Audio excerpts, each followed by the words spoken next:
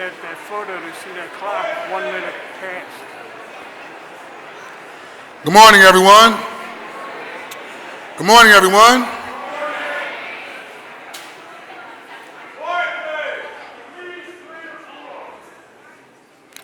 I note that the hour has come and that a quorum of this council is present. This city council is now coming to order. I'm asking all members to please take your seats. All visitors, please retire their seats outside the rails. And please take all sidebar conversations out of the council chambers.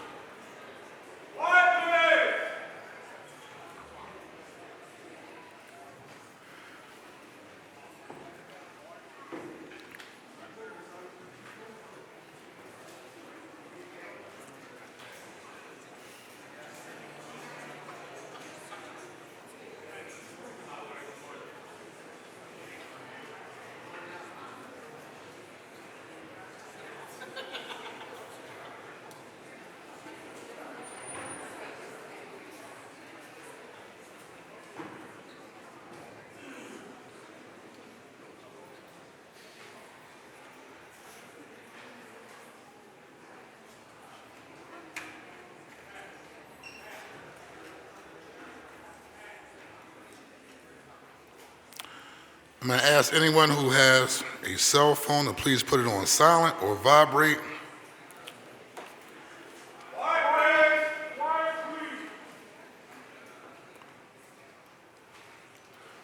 Welcome back, members of the City Council. Welcome back, members of the public. Exciting day today as we kick off our fall session of City Council. To give our invocation this morning, the chair recognizes Father Joseph Zaleski, pastor of the St. Catherine of Sinai Parish. He is here today as guest of Councilmember Mark Squiller. I will ask all members and guests to please rise.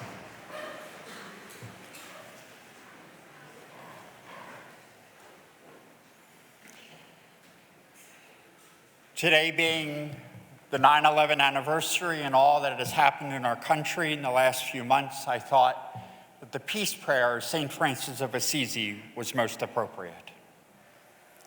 Lord, make me an instrument of your peace. Where there is hatred, let me sow love. Where there is injury, pardon. Where there is doubt, faith. Where there is despair, hope. Where there is darkness, light. And where there is sadness, joy. O divine Master, grant that I may not so much seek to be consoled as to console, to be understood as to understand, to be loved as to love. For it is giving that we receive, and it is in pardoning that we are pardoned, and it is dying that we are all born to eternal life. Through Christ our Lord. Amen. The chair thanks the pastor for the invocation. Council will be at ease.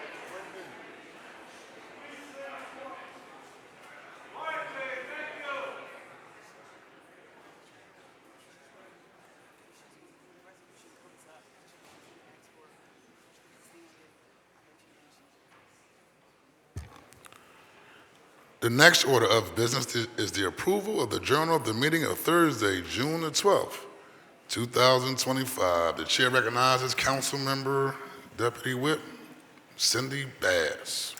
Thank you, Mr. President. I move that the journal of the meeting of Thursday, June 12, 2025 be approved. It has been moved and properly seconded that the journal of the meeting of Thursday, June the 12th, 2025 stand approved. All those in favor will indicate by saying aye. Those opposed, the ayes have it, and the journal is approved.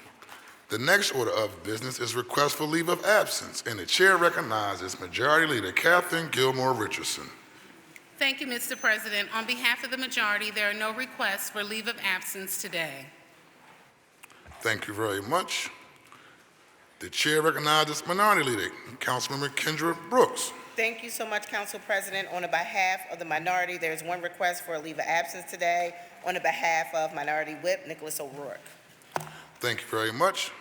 The chair thanks the council member and leave is granted.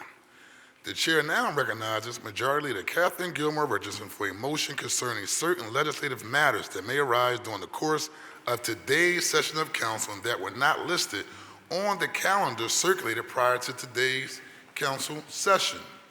Thank you, Mr. President. I move that any of the following matters, if considered today, may be added to the agenda for this session of council and as required by law, subsequently published on an amended agenda after the consideration of those matters.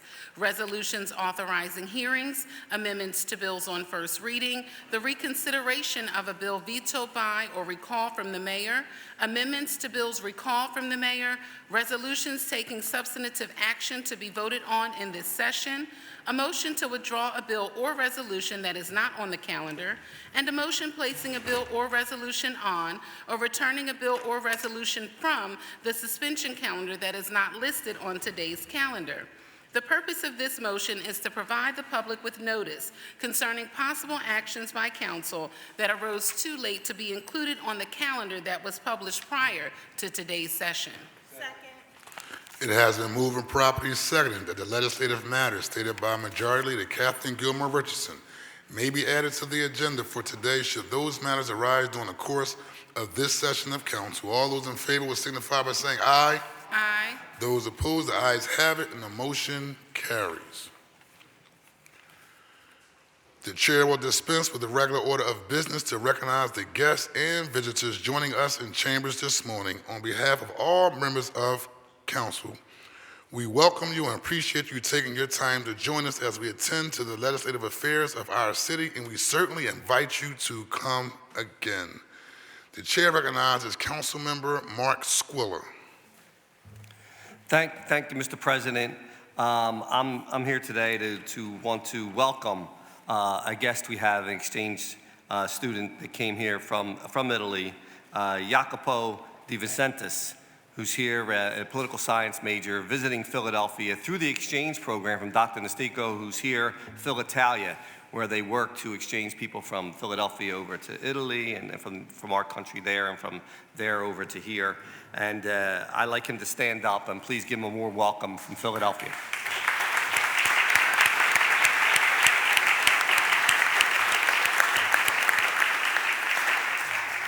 Thank you. Thank you. The chair recognizes Majority Leader Kathleen Gilmore Richardson. Thank you. Thank you, Council President. Today I rise to recognize a special guest that we're hosting today in my office, Blake Tolliver, who is a second-year law student at the University of Pennsylvania Law School, Penn Cary Law.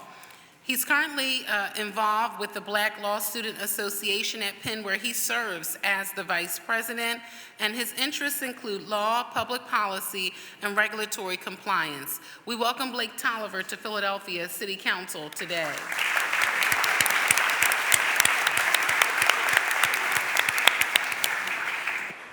Thank you very much. The chair recognizes Councilmember Dr. Anthony Phillips. Thank you, Council President. It's great to be back. I just want to quickly recognize It Takes Philly, which is an organization founded by Dr. Eli Stanford, intended to expose young people to opportunities as well as incredible adults who can make a difference in their lives and experiences. It Takes Philly's organization is here today. If we all can, the board and some of its members and volunteers, if they all could stand to be recognized, It Takes Philly is in the house.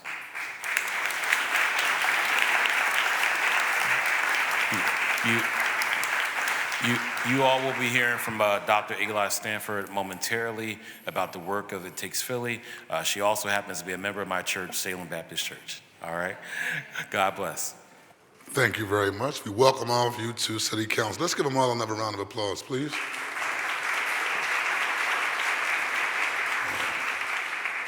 I also want to take a moment to acknowledge a young lady who plays a pivotal role in making sure that the work that we are doing in terms of working on behalf of the residents and the citizens here in the city of Philadelphia from a communication standpoint, rather that's coming out to community events and doing coverage or coming to our roundtable discussions that we're having in City Council and making sure that information is promoted to the wider public. Today is her last day as the visual communications intern, and she worked very, very hard on our behalf. So let's give Ms. Talia Thomas a real big round of applause. Student at Temple University.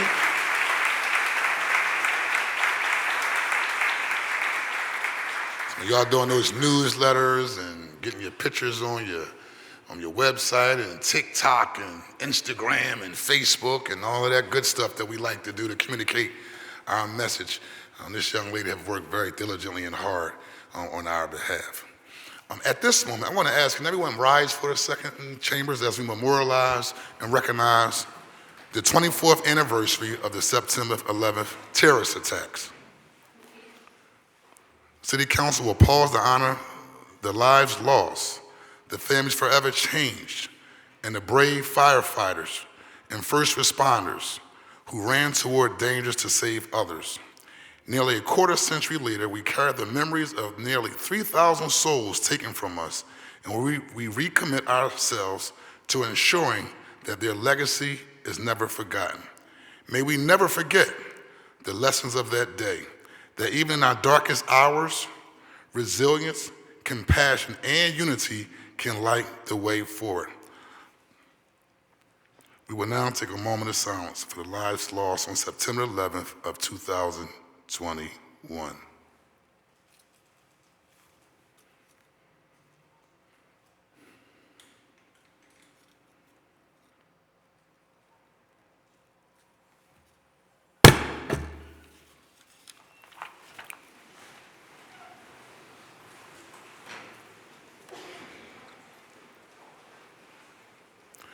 There being no presentations today,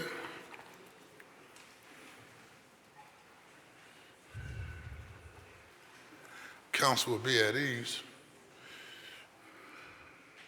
Mr. Phillips, would you like to acknowledge the head of the Black Doctors Consortium here in the city of Philadelphia, who we work very diligently with? They pretty much saved the city of Philadelphia. We were on the brink of catastrophe when we had to address the issue of COVID, led by our Majority Leader, Councilman Catherine Gilmore Richardson. Member Phillips? Yes, absolutely. And also want to quickly announce that Judge Craig Washington is a volunteer here. He, with It Takes Philly, he's here as well too, member of Salem Baptist Church. But I also want to say, yes, we have the esteemed, incredible servant, Dr. Eli Stanford is here today, founder of It Takes Philadelphia. She doesn't come to Philadelphia City Council often, but all of Philadelphia knows the incredible work she did to save our lives during a very incredible crisis in our world. And she started off a huge initiative to make sure that we were tested and we were also received the vaccine. And she does a lot of great work with young people. We wanted to recognize her. Everyone, City of Philadelphia, Dr. Eli Stanford.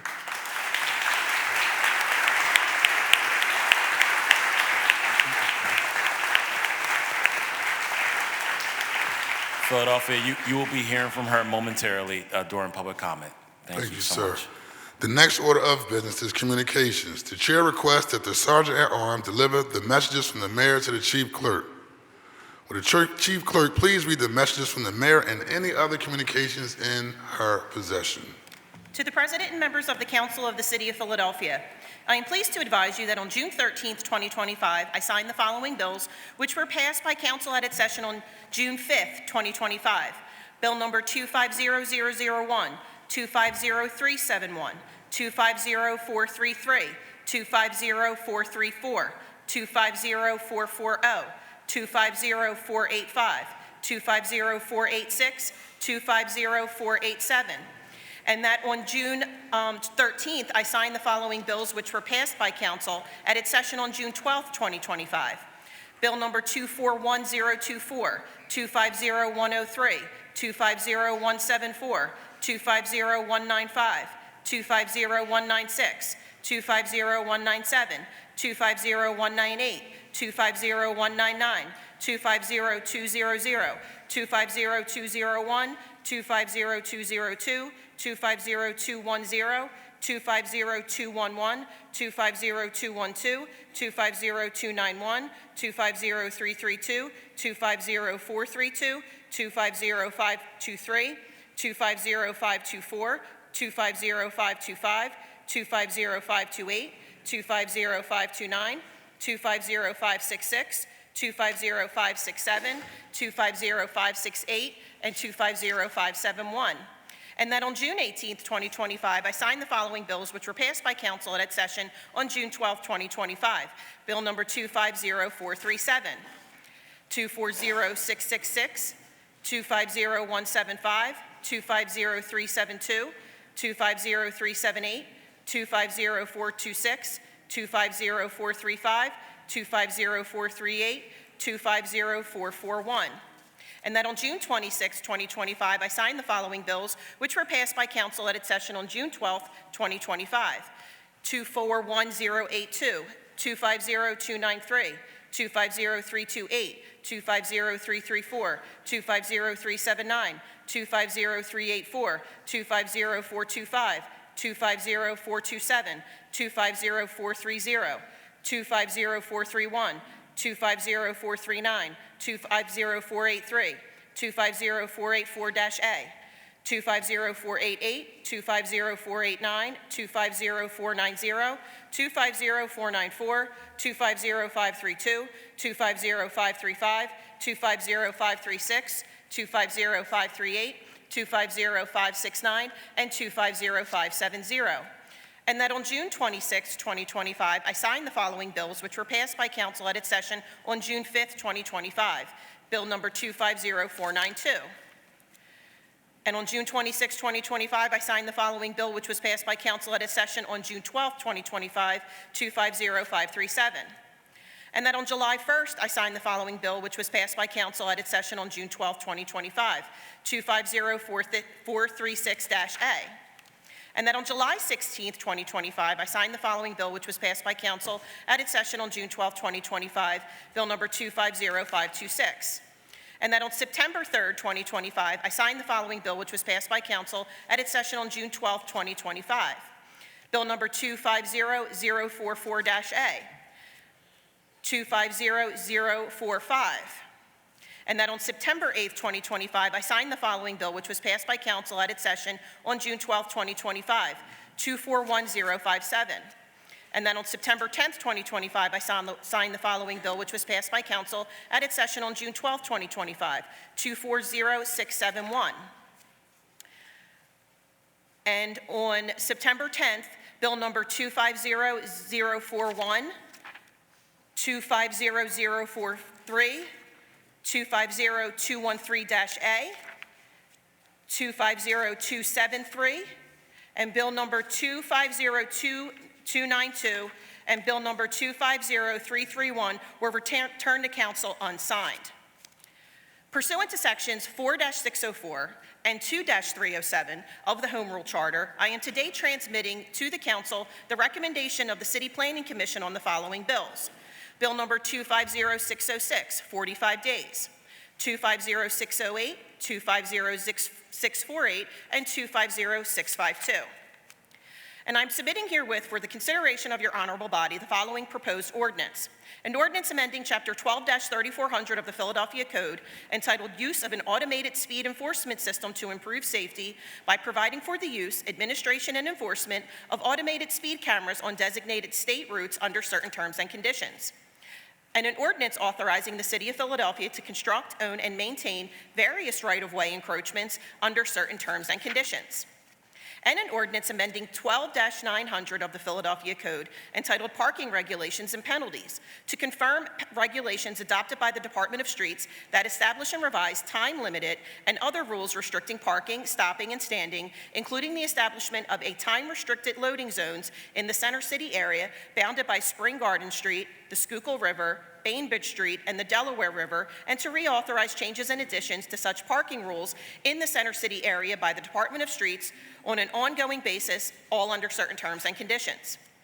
And a resolution approving the reappointment of McCullough Williams III to the Philadelphia Water, Sewer, and Storm Board Water Rate Board. and a resolution authorizing the Philadelphia Land Bank to dispose of 1316 and 1318 South Cleveland Street, 2714 and 2716 Oakford Street, 1225 South 17th Street, located in the 2nd Councilmatic District, in accordance with the terms of Chapter 16-700 of the Philadelphia Code. And a resolution authorizing the Philadelphia Land Bank to dispose of 4200, 4202, 4204 Viola Street, and 4205 Leedy Avenue, located in the 3rd Councilmatic District, in accordance with the terms of Chapter 16-700 of the Philadelphia Code. And a resolution authorizing the Philadelphia Land Bank to dispose of 5417 and 5425 Florence Avenue, located in the 3rd Councilmatic District, in accordance with the terms of Chapter 16-700 of the Philadelphia Code. And a resolution authorizing the Philadelphia Land Bank to dispose of 1610 South 56th Street, located in the 3rd Councilmatic District, in accordance with the terms of Chapter 16-700 of the Philadelphia Code. And a resolution authorizing the Philadelphia Land Bank to dispose of 2002 North 20th Street, 2007 Norris Street, located in the 5th Councilmatic District, in accordance with the terms of Chapter 16-700 of the Philadelphia Code. And a resolution authorizing the Philadelphia Land Bank to dispose of 2230 North 3rd Street, located in the 7th Councilmatic District, in accordance with the terms of Chapter 16-700 of the Philadelphia Code.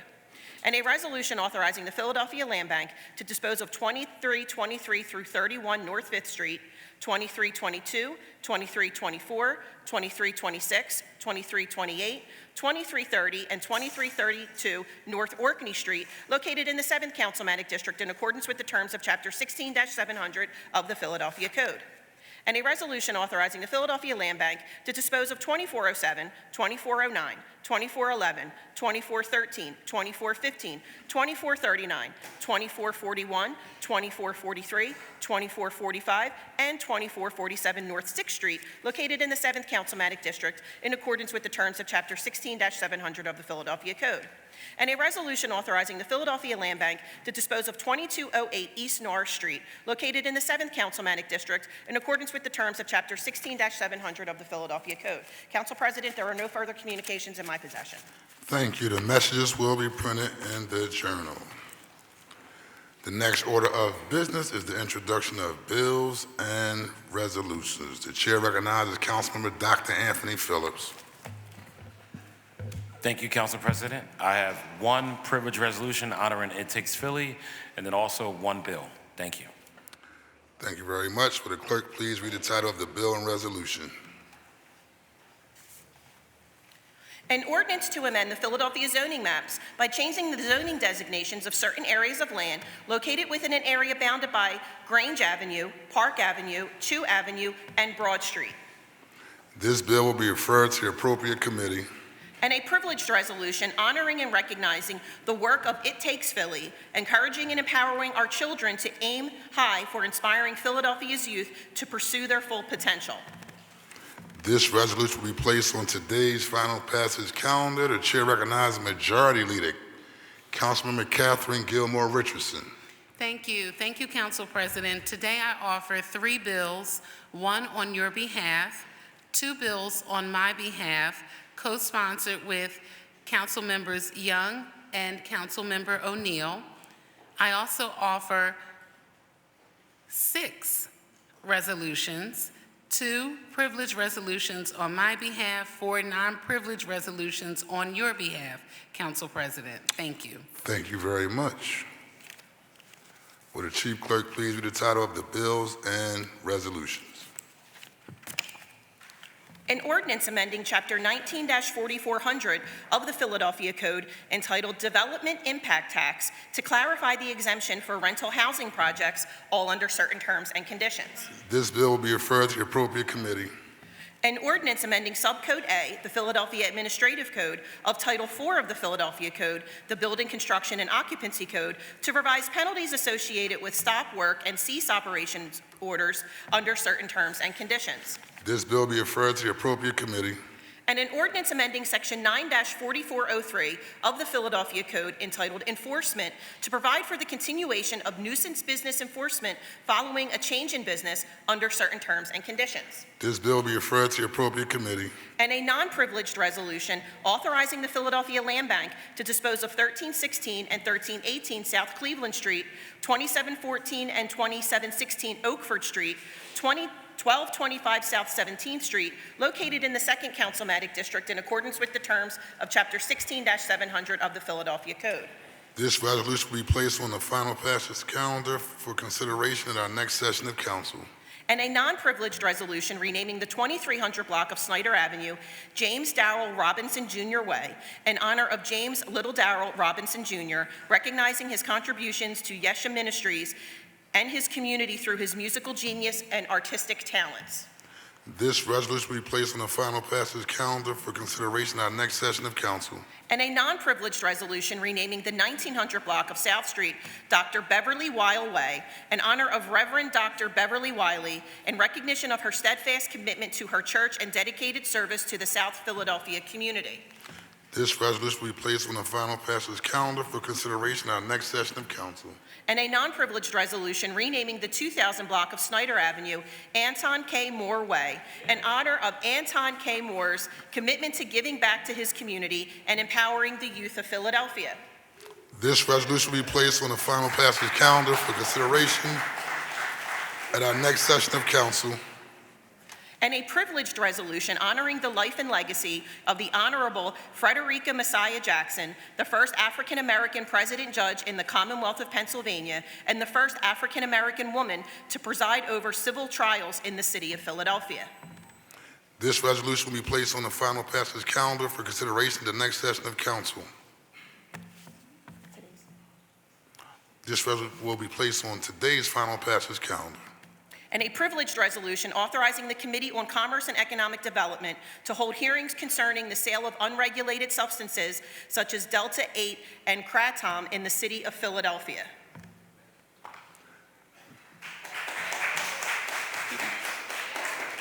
This resolution will be placed on today's final passage calendar. The chair recognizes Councilwoman. Council will be at ease.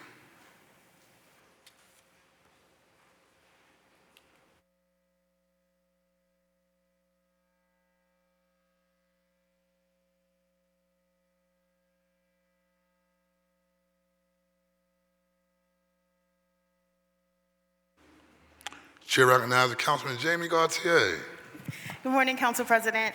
Today I have 4 bills and 3 non-privileged resolutions for introduction. Thank you very much. Will the Chief Clerk please read the title of the bills and resolutions?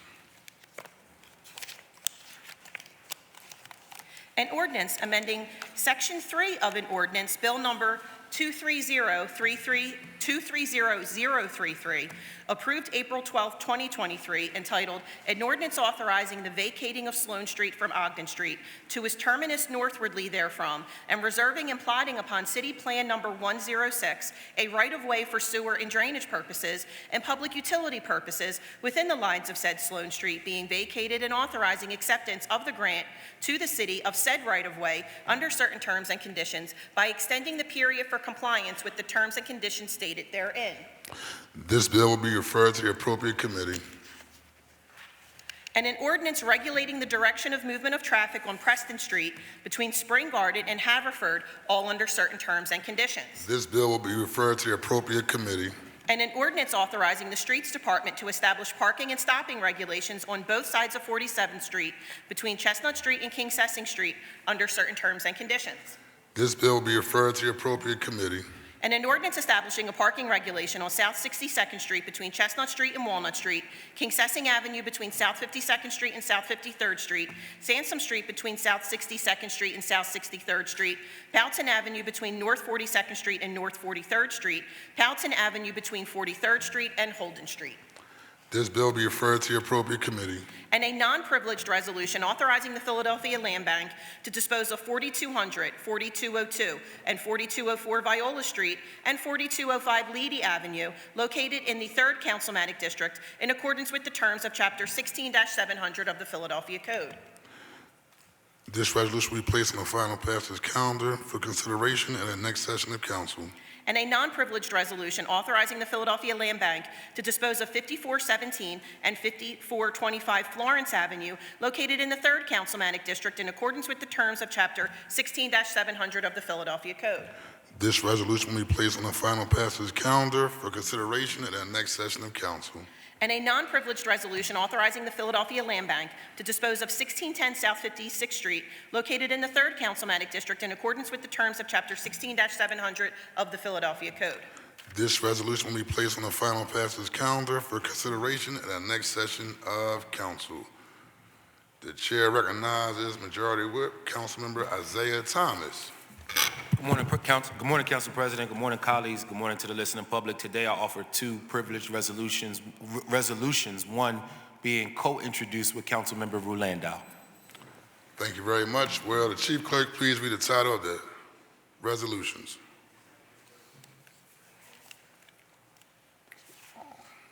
A privileged resolution recognizing September 14th through the 19th as National Arts Education Week in the city of Philadelphia. This resolution will be placed on today's final passage calendar. And a privileged resolution recognizing, congratulating, and celebrating the 10-year anniversary of Pope Francis's historic visit to Philadelphia for the World Meeting of Families in 2015, honoring the individuals whose exceptional service made it possible, and commemorating the lasting legacy of this transformative event. This resolution will be placed on today's final passage calendar. Council be at ease.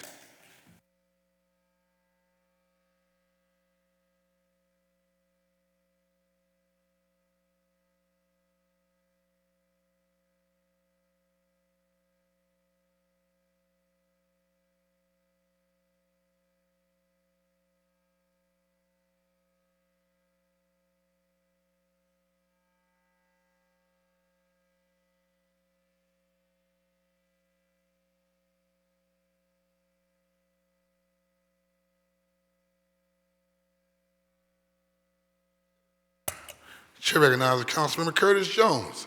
Thank you, Mr. President. Today I offer 3 bills and 3 resolutions, 2 of them non-privileged.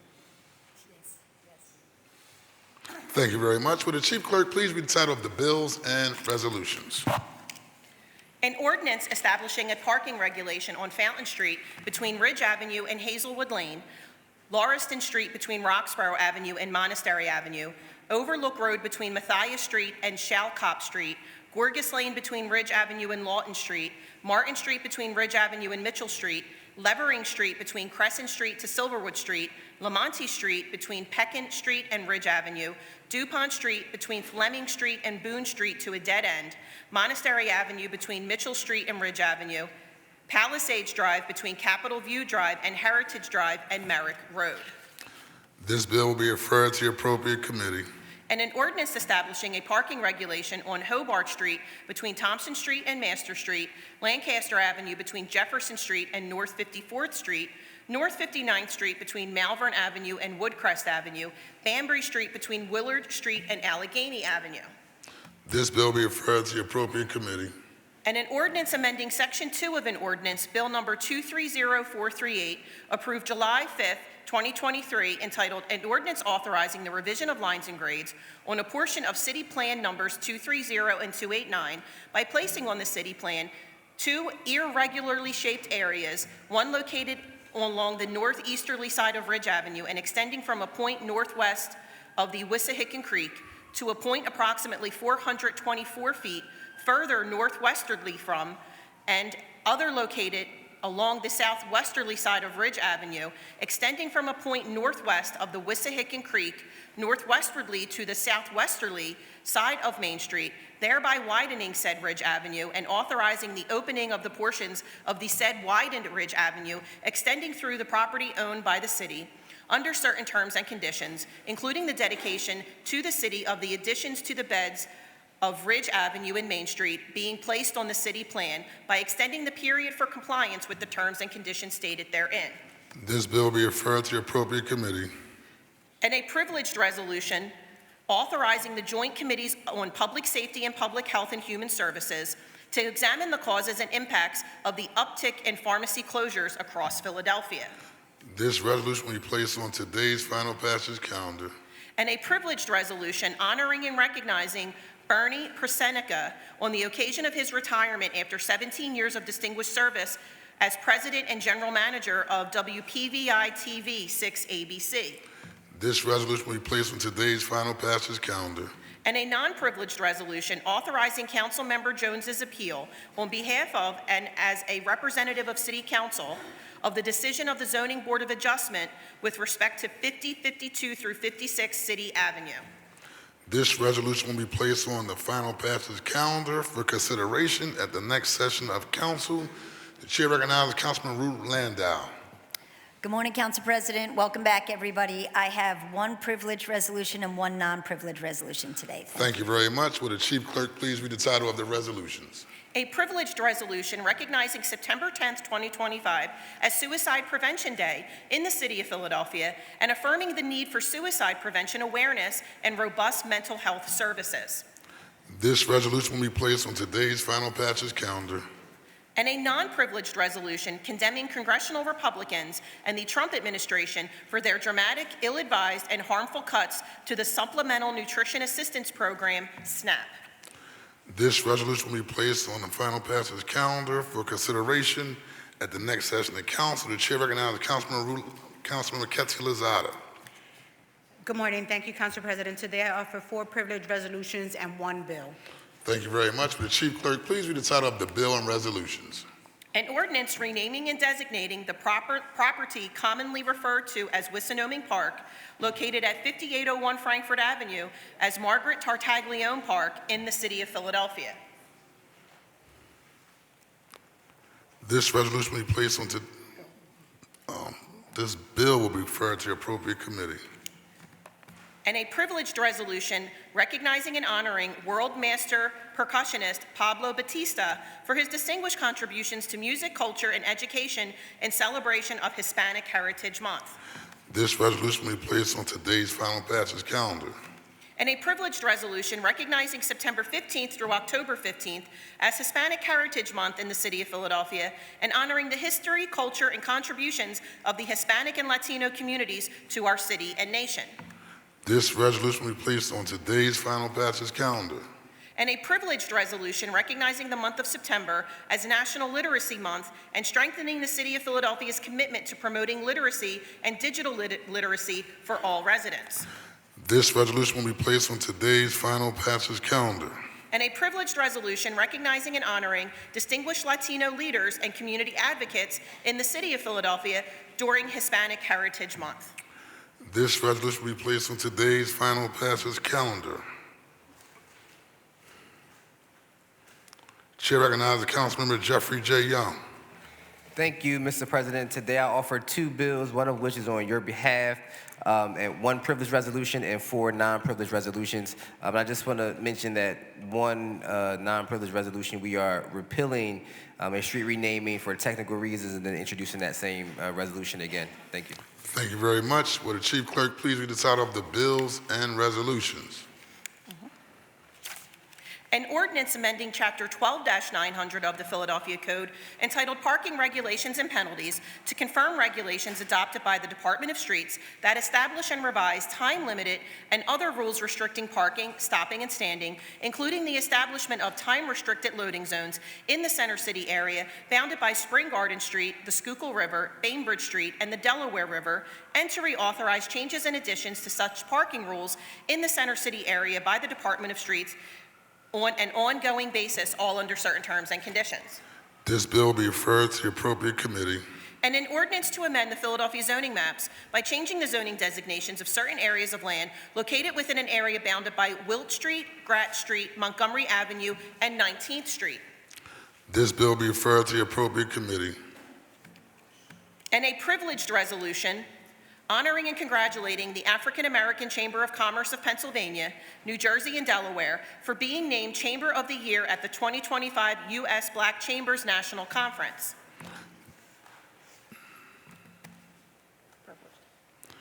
This resolution will be placed on today's final passage calendar. And a non-privileged resolution repealing Resolution Number 250587, adopted May 29, 2025, which also named Jefferson Street between Broad Street and 13th Street as Donald Ducky Burt's Way. This resolution will be placed on the final passage calendar for consideration in our next session of council. And a non-privileged resolution also naming Jefferson Street between Broad Street and 13th Street as Donald Ducky Burt's Way. This resolution will be placed on the final passage calendar for consideration at our next session of council. And a non-privileged resolution authorizing the Philadelphia Land Bank to dispose of 2002 North 20th Street, 2007 Norris Street, located in the 5th Councilmanic District in accordance with the terms of Chapter 16-700 of the Philadelphia Code. This resolution will be placed on the final passage calendar for consideration at our next session of council. And a non-privileged resolution also naming North 9th Street between Clearfield Street and Indiana Avenue as LGP Qua Way, and also naming the 900 block of West Clearfield Street as Voice of the Youth. This resolution will be placed on the final passage calendar for consideration at our next session of council. The chair recognizes Minority Leader Kendra Brooks. Thank you, Council President. I have one privileged resolution to introduce today. Thank you very much. Will the Chief Clerk please read the title of the privileged resolution? A privileged resolution authorizing the Committee on People with Disabilities and Special Needs to hold a hearing on the city's progress preparing to accommodate individuals with disabilities for the historic programming taking place in 2026 in the city of Philadelphia. Good. This resolution will be placed on today's final passage calendar. The chair recognizes Councilmember Mike Driscoll.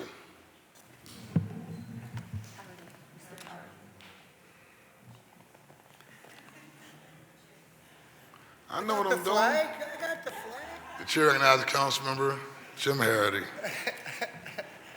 Thank you, Council President. I have one privileged resolution today. Thank you, my friend. Will the Chief Clerk please read the title of the privileged resolution?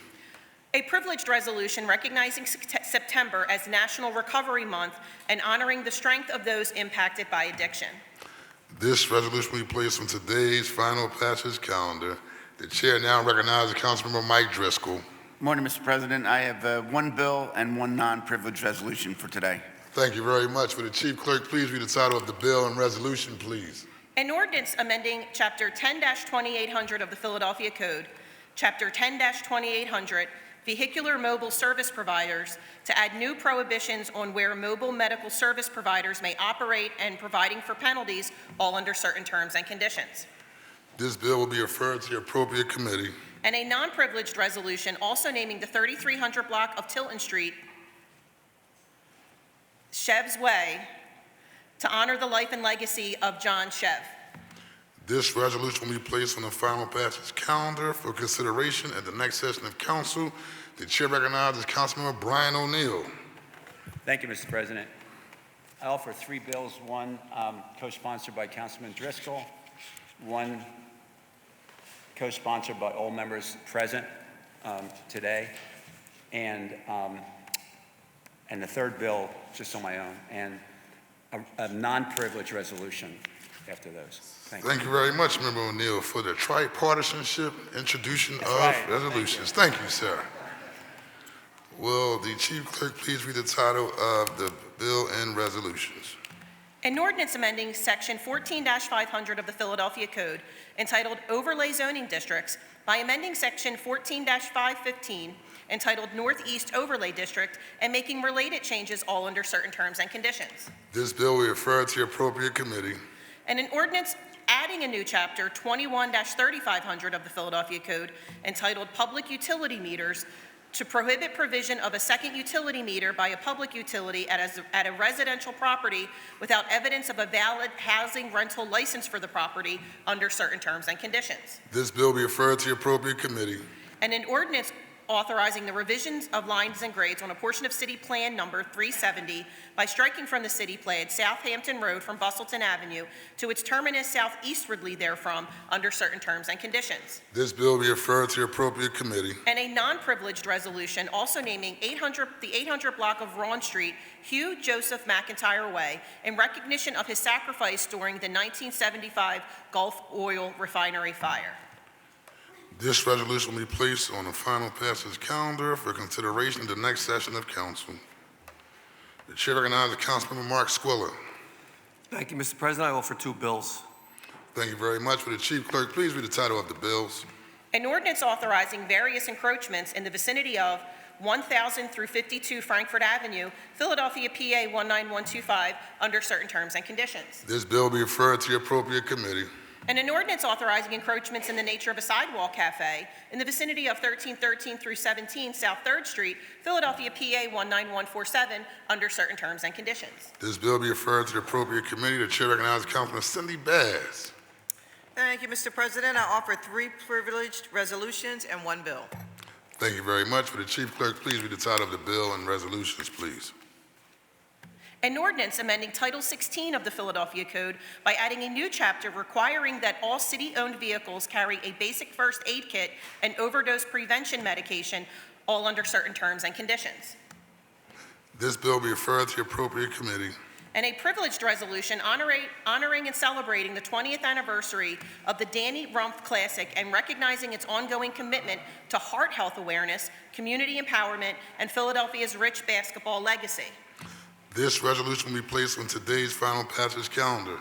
And a privileged resolution honoring and commending Philadelphia Anti-Drug, Anti-Violence Network, PAN, for its proactive efforts to ensure the safety of youth and families in the 8th Councilmanic District's recreation centers and celebrating their success in maintaining violence-free zones through the implementation of the Playing It Safe in the 8th initiative. This resolution will be placed on today's final passage calendar. And a privileged resolution honoring We on a Mission and the 2025 Philadelphia Midnight Run as a reminder that movement, when powered by purpose, can transform lives and cities alike.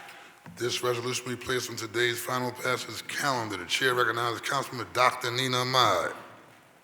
Thank you, Council President. I'm introducing 1 privileged resolution today. Thank you very much. Will the chief clerk please read the title of the privileged resolution? A privileged resolution recognizing Tuesday, September 16th, 2025, as National Voter Registration Day. This bill will be referred to the appropriate. This resolution will be placed on today's final passage calendar. Council President, may The I? chair recognizes Councilman Dr. Nina Ahmad. Thank you, Council President. I wanted to recognize Chairman Omar Sabir, who will be speaking later, but I thank you for being here and pushing this issue. You doing my job? Like, can I do my job?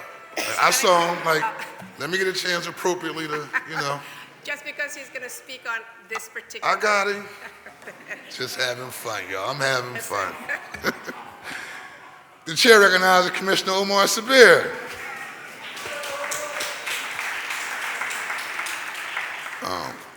He's the guest of Councilman Dr. Nina Ahmad, and so that was appropriate. I'm just having fun. It's the first day back, y'all.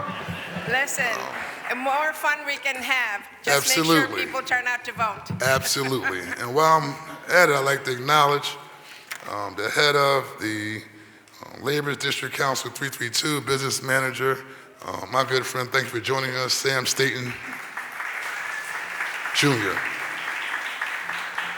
The next order of business is the consideration of the calendar. The chair recognizes Majority Leader Catherine Gilmore Richardson for the purpose of calling up bills and resolutions on the second reading and final passage calendars.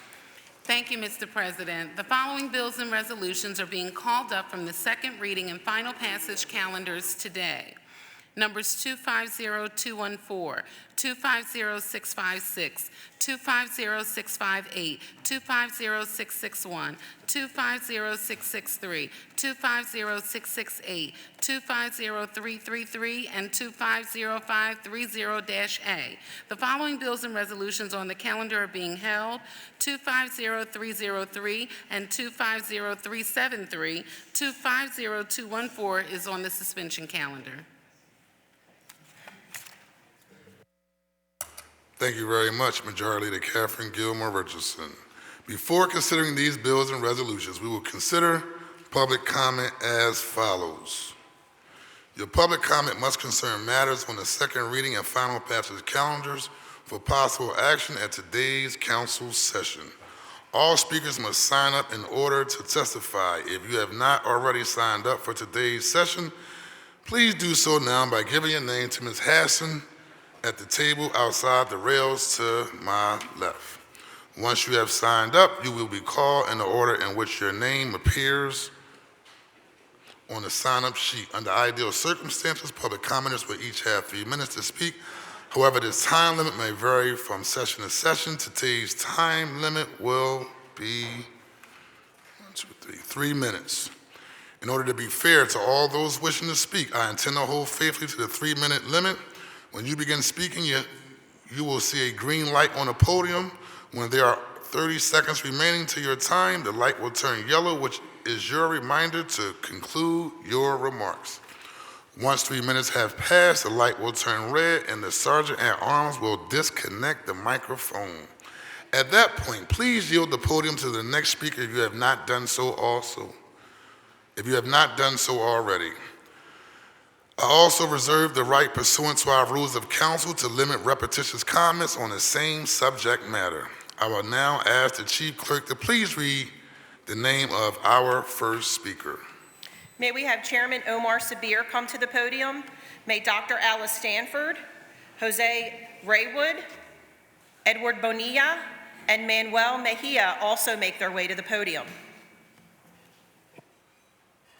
Welcome, Commissioner Sabir. Thank you for having me. As always, it's always an honor to walk into this illustrious chamber. The architecture is beautiful, second to none. I always like to give honor to my councilwoman, Jamie Gauthier. I live in her district. I grew up in Councilman Curtis Jones' district my whole life, but I'm here with the councilwoman, so recognize you.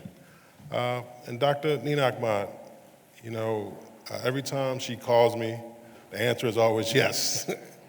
And she's very passionate about doing this work. So National Voter Registration Day, that's an honor for us to re-engage with our constituents, our loved ones, and our families.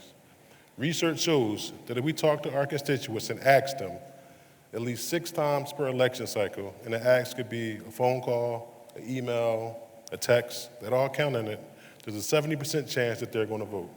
So I'm asking not just the members of council, but all citizens of Philadelphia to reach out and remind our family and friends about how critical this upcoming Tuesday, November the 4th election is. You can get registered, and you can actually vote on that same day now. You don't have to wait until Tuesday, November the 5th. Make some noise for that, y'all. We have 10 beautiful satellite locations located all across the city of Philadelphia, 1 in each councilmatic district. And that was thanks to you for the historic appropriation. So we look to work to get the vote out. Now is the time, and our time is now. Thank you, Council President. Thank you.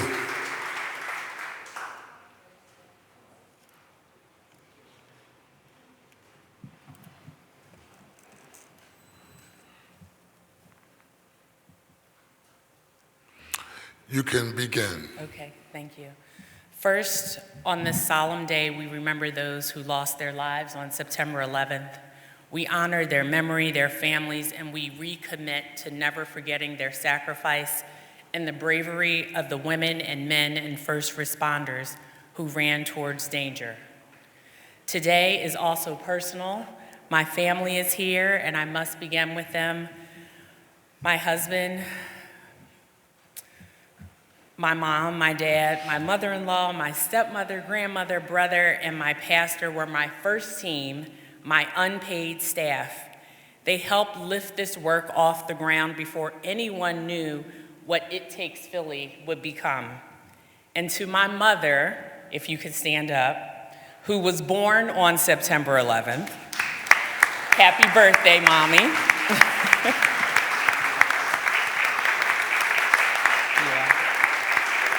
All right, come on, I got 3 minutes. Sit down. Okay. Thank you for showing me what faith and perseverance and love of community looks like. Councilmember Anthony Phillips, thank you for recognizing our work. And I want to honor my colleagues and staff and volunteers, stand up y'all, who stood shoulder to shoulder with me when there was no roadmap. So we are humbled by this proclamation, a representation of us stepping out on faith.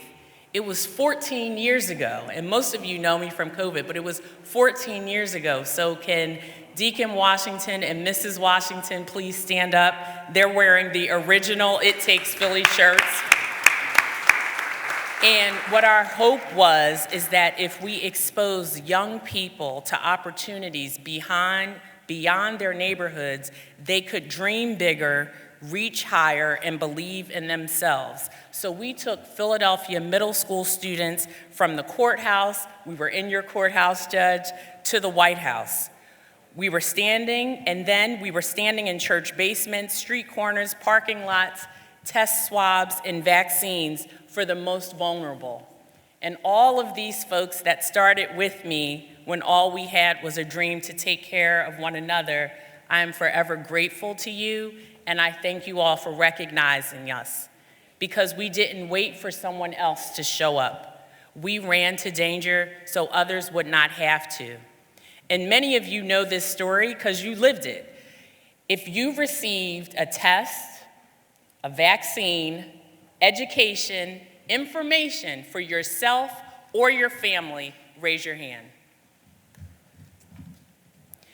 This is what it looks like when we collectively come together to take care of one another. And I am grateful for you all giving me the privilege to take care of you and to earn your trust to do that. Because of that service, people know my name.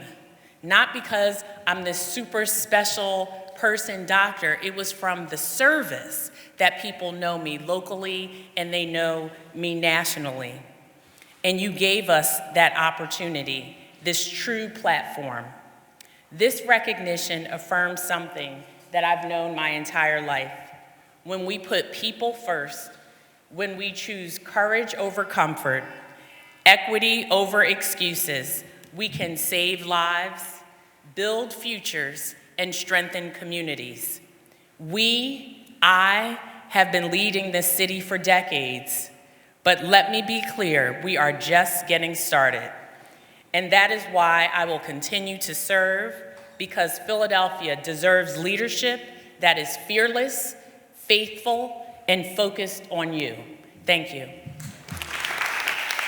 Ms. Stanford, Dr. Stanford, you just want to stay there for a second. I just be remiss because I remember them days and we had to scramble as a council under the leadership of Darrell Clark, how we were going to do the business here in the city of Philadelphia. But I would be remiss if I didn't acknowledge my majority leader, Catherine Gilmore Richardson, because I remember when the Black Doctors Consortium came to City Council seeking support so we can get masks and all those other things. And it wasn't,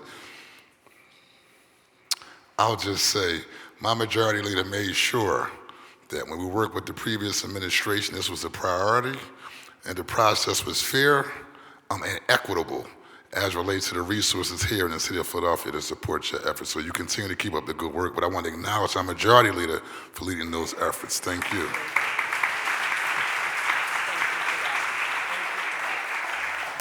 I mean, I could name them all because Cindy Bass and Dr. Ahmad and Rue Landau and Harity and Councilman and Sherelle Parker, quite honestly, was there. You were all there. And it's a collective effort when we decide we put us first as a priority. And I yield and I thank you.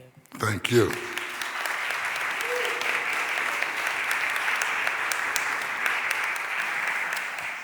We have Jose Reyes, Edward Bonilla, Manuel Mejia. May Kate Perez, Lynn Landis, and Jeremy Bladstein also make their way to the podium. Buenos días. Soy el chef José Luis de Alta Cocina Restaurante. Good morning. My name is Jose Luis. I'm a chef. I live in North Philadelphia, and I run a food truck. Speaking to the microphone. Empiezo con la primera, ¿verdad? Good morning. My name is Jose Luis. I live in North Philadelphia, and I own a food truck. Yo en el 2013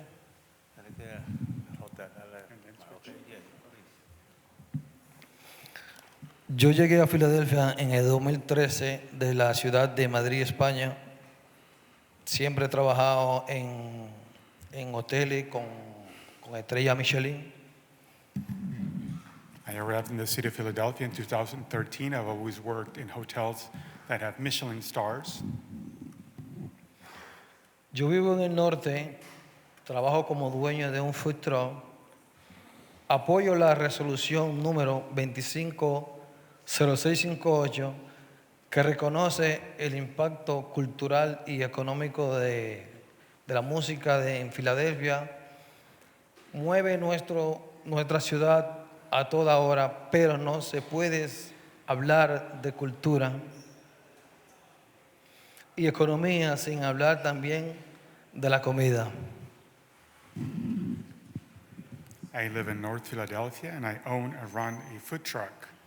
And I support Resolution 250658 that recognizes the cultural and financial aspect of music in Philadelphia. Music moves our city at all times, and one cannot talk about culture and finance without also mentioning food. Los food trucks somos parte de esa vida nocturna, parte de ese movimiento y sobre todo somos una fuente de ingreso para familia trabajadora. El proyecto de ley 250292 que limita el acceso a comida entre las 11 p.m.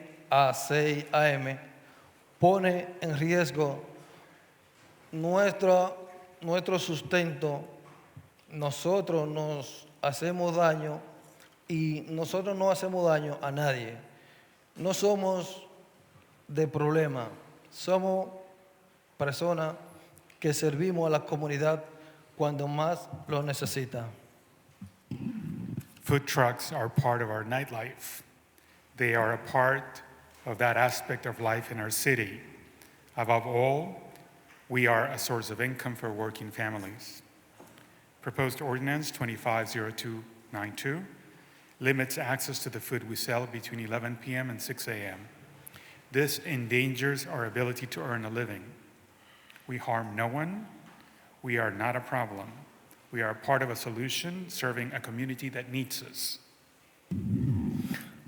Muchas veces se habla solo de grandes negocios en Center City, pero la economía de Filadelfia también depende de los pequeños negocios de los que estamos en los barrios más olvidados. Nosotros pagamos permiso, generamos empleo, movemos la economía, aportamos a nuestra comunidad.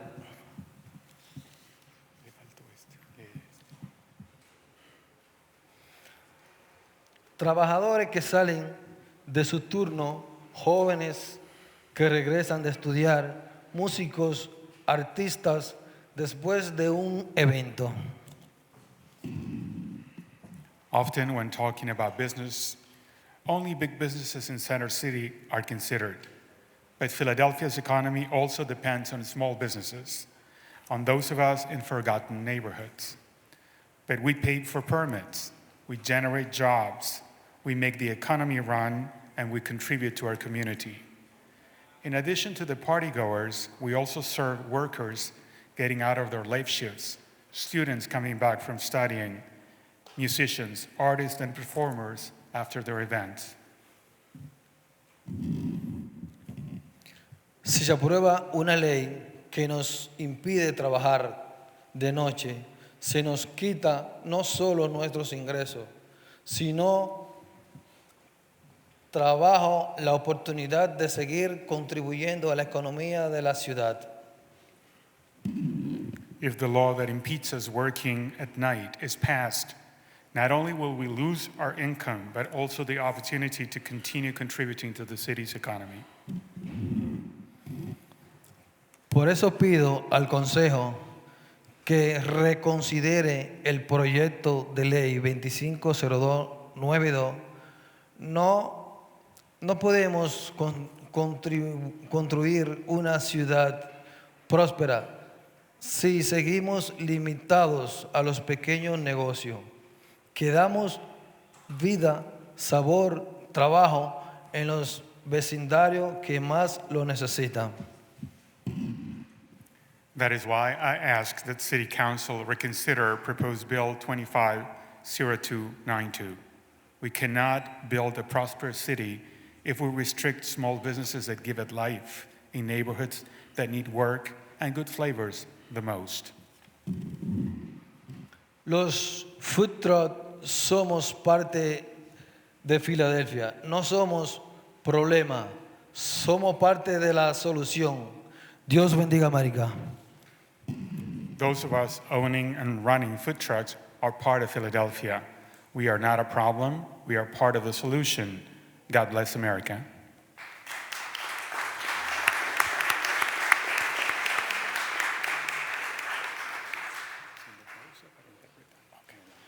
Muy buenos días a todos nuestros concejales de la ciudad de Filadelfia y a todas las personas que se encuentran aquí.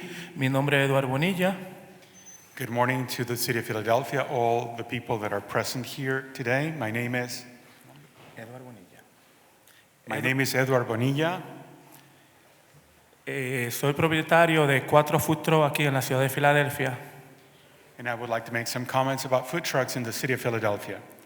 Sí entiendo que quiero una ciudad segura, que el crimen ha disminuido, en verdad lo sé, he estado aquí, pero sí entiendo que tengo que seguir viviendo y tengo muchos trabajadores. I understand that we want a safe city. I also understand that crime has come down, and I understand that we also need to support the workers in the city. Porque le he tenido que cortar la hora a mis trabajadores y si le corto la hora, ellos no tienen cómo pagar ni cómo mantenerse.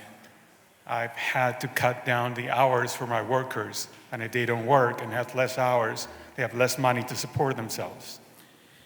Tengo 27 años en la ciudad de Filadelfia y siempre me he esforzado por trabajar duro desde niño, desde mi país, y lamentablemente me he sentido forzado en estos últimos tiempos. I've been working in Philadelphia for the past 17 years, and even before that in my country since I was a child. I've worked hard, and I've seen myself being forced by what's happening. Pero sí respeto la resolución de que vivamos en una ciudad segura, como le dije anterior, pero en verdad nos gustaría que nos tomen en cuenta y que por lo menos nos puedan entender el horario. And while I respect the goal of safety, and I understand and accept the resolution that will be passed, I ask that you take us in consideration in terms of the hours, the schedule. Porque les cuento que yo tengo un food truck desde el 2021 y tenía una venta aproximadamente de $1,000 más o menos. Sin embargo, el día de anoche, el food truck mío no llegó a $200 y tengo pruebas. ¿Cuánto no llegaba? A 200.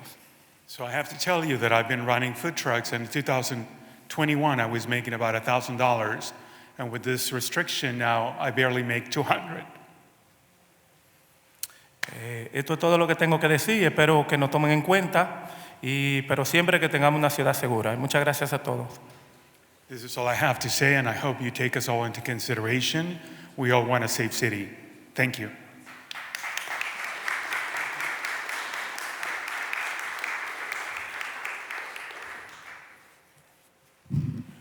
Kate Perez, speaking against the approval of Philadelphia's 5-year plan that increases police spending by hundreds of millions of dollars following our historic crime rate decrease that was made possible with an understaffed PPD and by investing into social programs. Instead of giving $69,000 to a cop to harass and sweep homeless people, we could use that money to instead house that person for 3 years and provide much-needed stability in this crumbling economy. They claim to lack resources, but you can go to one of the weekly Day in Zimmerman protests every Thursday at 4:30 and see 4 blocks of cops sleeping or smoking cigars in their official vehicles. It is not a lack of resources, it's a lack of prioritization. The PPD spends hundreds of thousands of our dollars overprotecting the business that sells the most bombs to a military, best known for the amputating, orphaning, imprisoning, and murdering of the most children than any other conflict in modern history, dropping more bombs than Hiroshima. We're giving the PPD millions to buy more drones while our teachers are buying their own textbooks and students are losing bus routes. Every house in Gaza has a martyr and has been displaced multiple times. There's nowhere left to go, and they're bombing Gaza City right now. And we have paid for every single one in our tax dollars.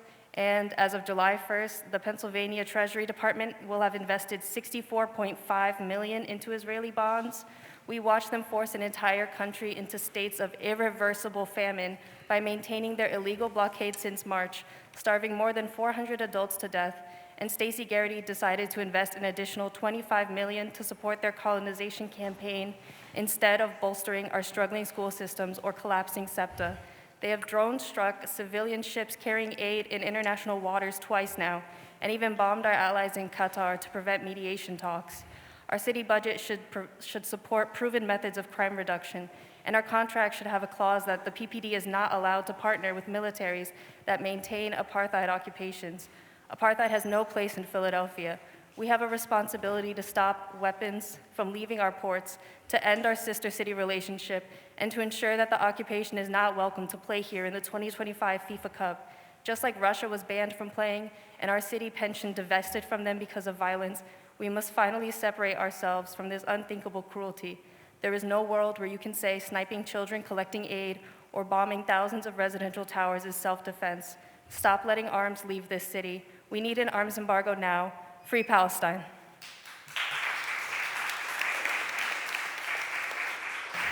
We have Lynn Landis, Jeremy Blatstein, May Jennifer McDonald, Vincent Nelson, David Alexander Jenkins, and Greg Holston also make their way to the podium. Good morning, I'm Lynn Landis of SafeStreetsPhilly.org. The amendments to the Fair Criminal Record Screening Standards, if passed, will be yet another reason why businesses may not want to locate in Philadelphia, as they deny employers the right to know the complete criminal history of job applicants. It states that, quote, "It shall be an unlawful discriminatory practice for a city agency or private employer to knowingly and intentionally make any inquiry or to take any adverse action against any person on the basis of any arrest or criminal accusation made against such person, which is not then pending against that person, and which did not result in a conviction. And even if pending, the employer can't do anything, quote, unless they can prove that the employee presents an unacceptable risk. These standards are impractical and unfair and deny employers the right to protect themselves from someone with a problematic relationship with law enforcement. It makes more sense for the city to provide or encourage other employment opportunities for these individuals. I would also like to say that I value the right to speak at city council meetings as part of our free speech rights, and offer my condolences to the friends, families, and supporters of Charlie Kirk, who was assassinated yesterday for exercising his right to free speech. Thank you.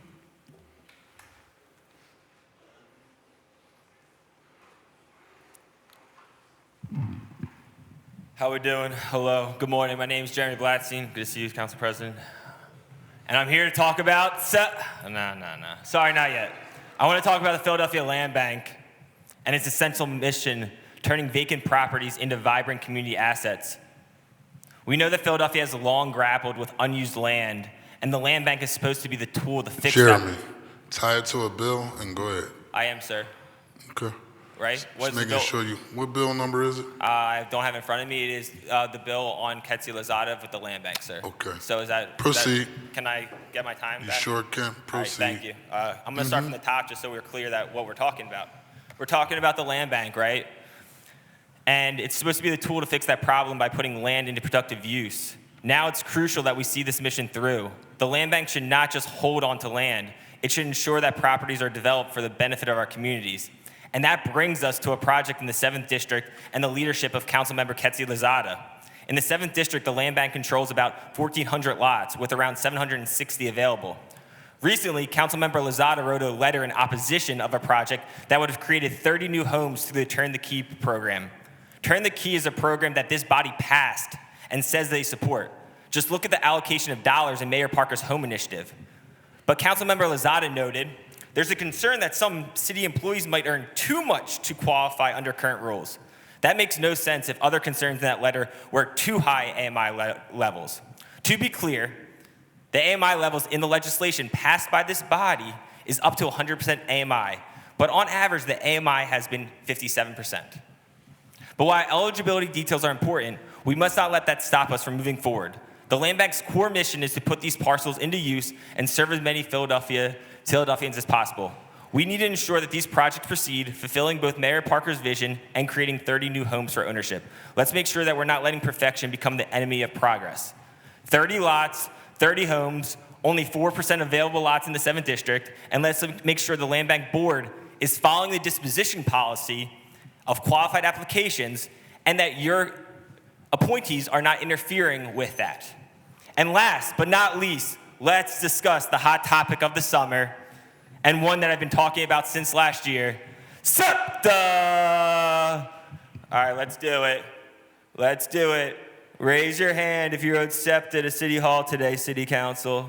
Oh, no hands. All right, let's raise your hand. Did you ride SEPTA to City Hall today? No, I walked, sir. Let's raise your hand if you rode SEPTA let's raise your hand if you rode SEPTA in the last week. I walked, sir. Let's raise your hand if you rode SEPTA in the last week. Okay, no hands. Let's raise your hand if you rode SEPTA.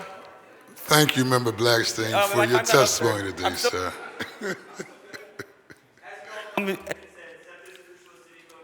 And there are issues that are with SEPTA being worked on. If you're not riding on a regular basis, how can you see it? The time is now to show everybody that you care about SEPTA. Ride the ride at least once a week. Ride the ride, grow Philly 22 milli, and I don't appreciate you interrupting me, sir. Thank you. I like to say this for SEPTA, just for the wider public, all the liberal folks that support SEPTA. Most of the people inside this room, particularly that represent this body, we grew up in the city of Philadelphia. We grew up riding SEPTA, so it's not all of a sudden become a thing, right? We didn't grow up with cars and 1, 2, 3, 4 cars in our households, right? We all come from impoverished neighborhoods, right? So we grew up. So it's not like a thing to us all of a sudden now. Just wanted to state that. In case some folks forgot, all of a sudden, it's the progressive thing to do. We always rode SEPTA all our lives. Didn't have a car as a kid growing up in my household. We rode SEPTA. So with that being said, I'm going to ask for the clerk to call the next person. We have Jennifer McDonald, then Vincent Nelson, David Alexander Jenkins, Greg Holston, and may Jessica Saxton and Tanawa Downing also make their way to the podium. Good morning. What an act to follow. My name is Jennifer McDonald, and I direct the City's Work Initiative at the Nonprofit Institute for Justice.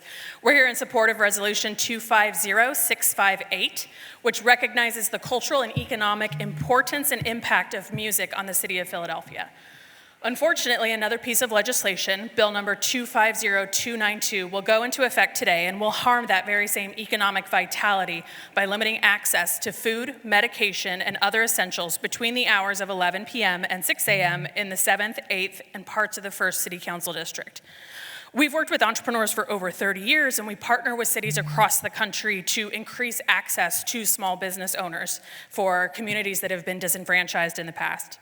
My job is to elevate the voices of community members and small business owners who feel like their opinions may not have been heard by their elected representatives. And over the past few weeks, we've made several trips in Philadelphia to walk through Kensington and Nicetown, Frankfurt, Germantown, and other neighborhoods in the northern part of the city to spread awareness of this bill that will impose a curfew that will have some very real consequences for businesses. And we've spoken with hundreds of people and dozens of business owners who will be impacted by these curfews. But many of them can't be here today because they are busy running their businesses. And so I would like to read a few quotes from those business owners and from community organizations that have an opinion on this bill. Mitesh Patel is the owner of the Medicine Shop Pharmacy in Kensington, who said that some of my aspects of my business, such as providing medicine for area hospices, operate after 11 p.m. We serve patients who are dying at 5, 6 in the morning. Would we get fined? The executive director of the Mount Airy Business Improvement District said that while we wholeheartedly support efforts to crack down on nuisance businesses, we cannot support this bill, which will have unintended consequences. This legislation will discourage businesses that add value to our commercial corridor and community from locating in Mount Airy and beyond. We do not believe that a business curfew is the most effective way to crack down on nuisance businesses. We fully support that the city allocate resources to enforce its existing nuisance business laws, which allows the city to suspend licenses for businesses for non-compliance with applicable regulations. The business development manager at Germantown United CDC walked up and down Shelton Avenue with us and had this to say: the ordinance will not do anything to stop violators during the day. This bill will harm more than fix the issue of 24-hour stores. Let's do what we already have in place before adding more work for L&I. So I just want to wrap by saying we understand that nuisance businesses are a very serious problem, and we want to help work with the city to come up with a policy solution that will fix those nuisance business issues without harming the community trust and economic vitality of our small business owners. You all have my testimony, my contact info. We'd be happy to work with you. Thanks for hearing us this morning. Chair recognizes Councilmember Bass. Thank you, Mr. President. I just wanted to ask the speaker if she could articulate as to her location of residence in the city of Philadelphia and how it would directly impact her. I'm sorry, could you repeat that? Your location in the city of Philadelphia. So we are a national nonprofit located in Virginia. We partner with cities across the country. So we've been working with our with our business owners that are here, and we've heard from lots of them who said we want to make sure that our voices are heard, but we're working, so we can't come to city council, so we wanted to make sure that their voices were represented in the hearing. Virginia? Virginia. Okay. Chair recognizes Councilmember Jones, then Councilman Ketty Lozada. You say that, but you're not the one who had to stand out at 54th and Burke Street dealing with nuisance businesses that are enablers of some of the young Thundercats that are doing some of the bad deeds. You say that, but you aren't out there when Cindy Bass had to deal with liquor by the drink.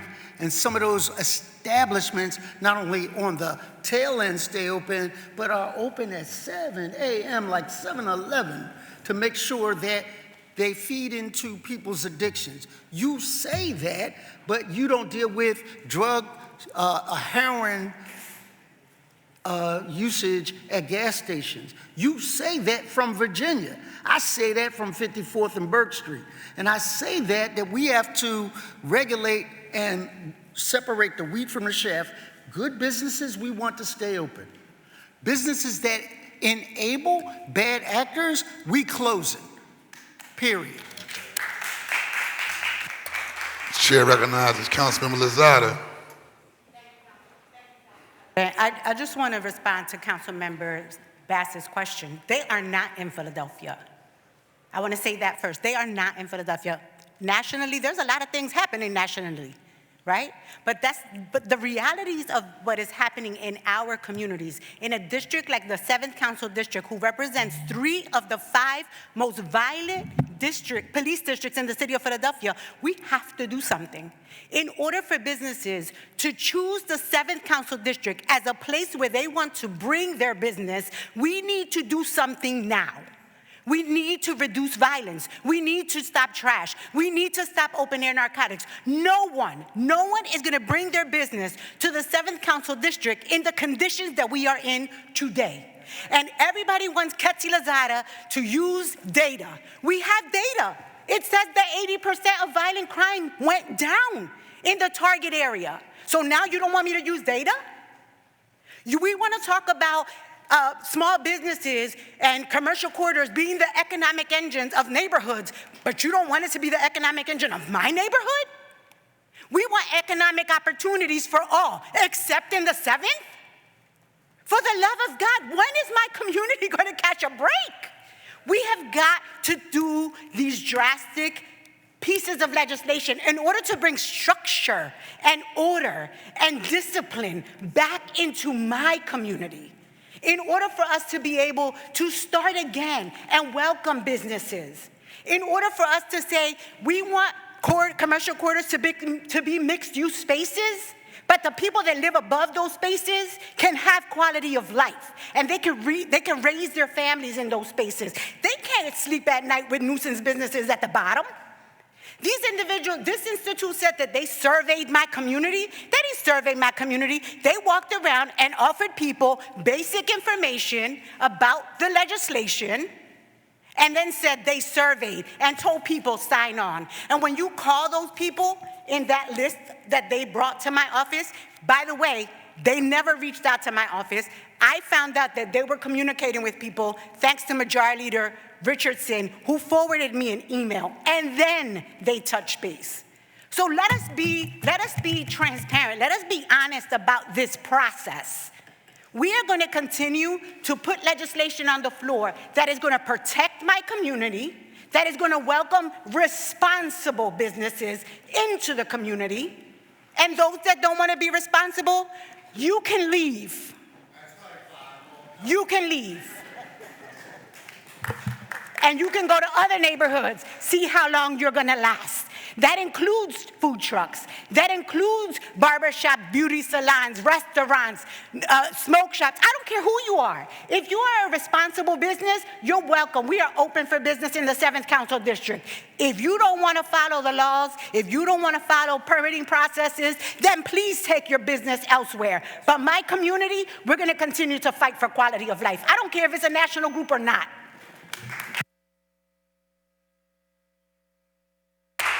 The next speaker.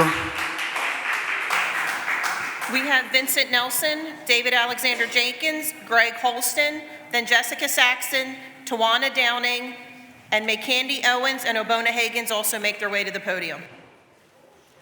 Hello and good morning, council members. My name is Vincent Nelson and I live in Montgomery County. I am thankful for the opportunity you have given me here today to be able to speak, and I stand at the very old age of 18 years old. Now, I don't come here today as a policy expert or an expert in anything, to be honest, but that doesn't shy me away from taking part in civic engagement through the legislative process.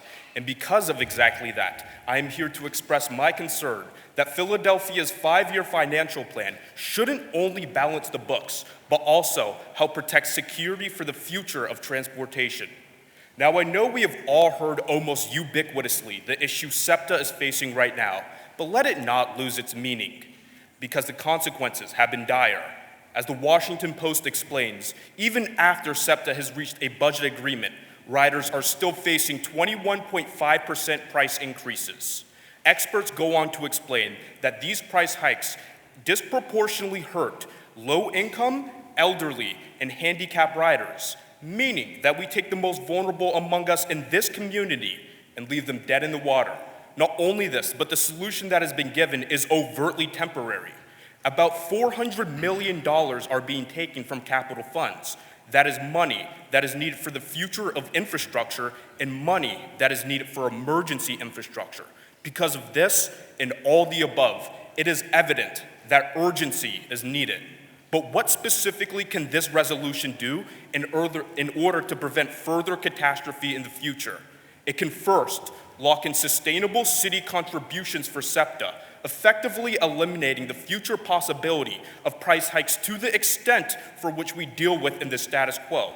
And next, it can set a needed precedence that transportation funding is a top priority issue by labeling it as essential infrastructure inside the legislation.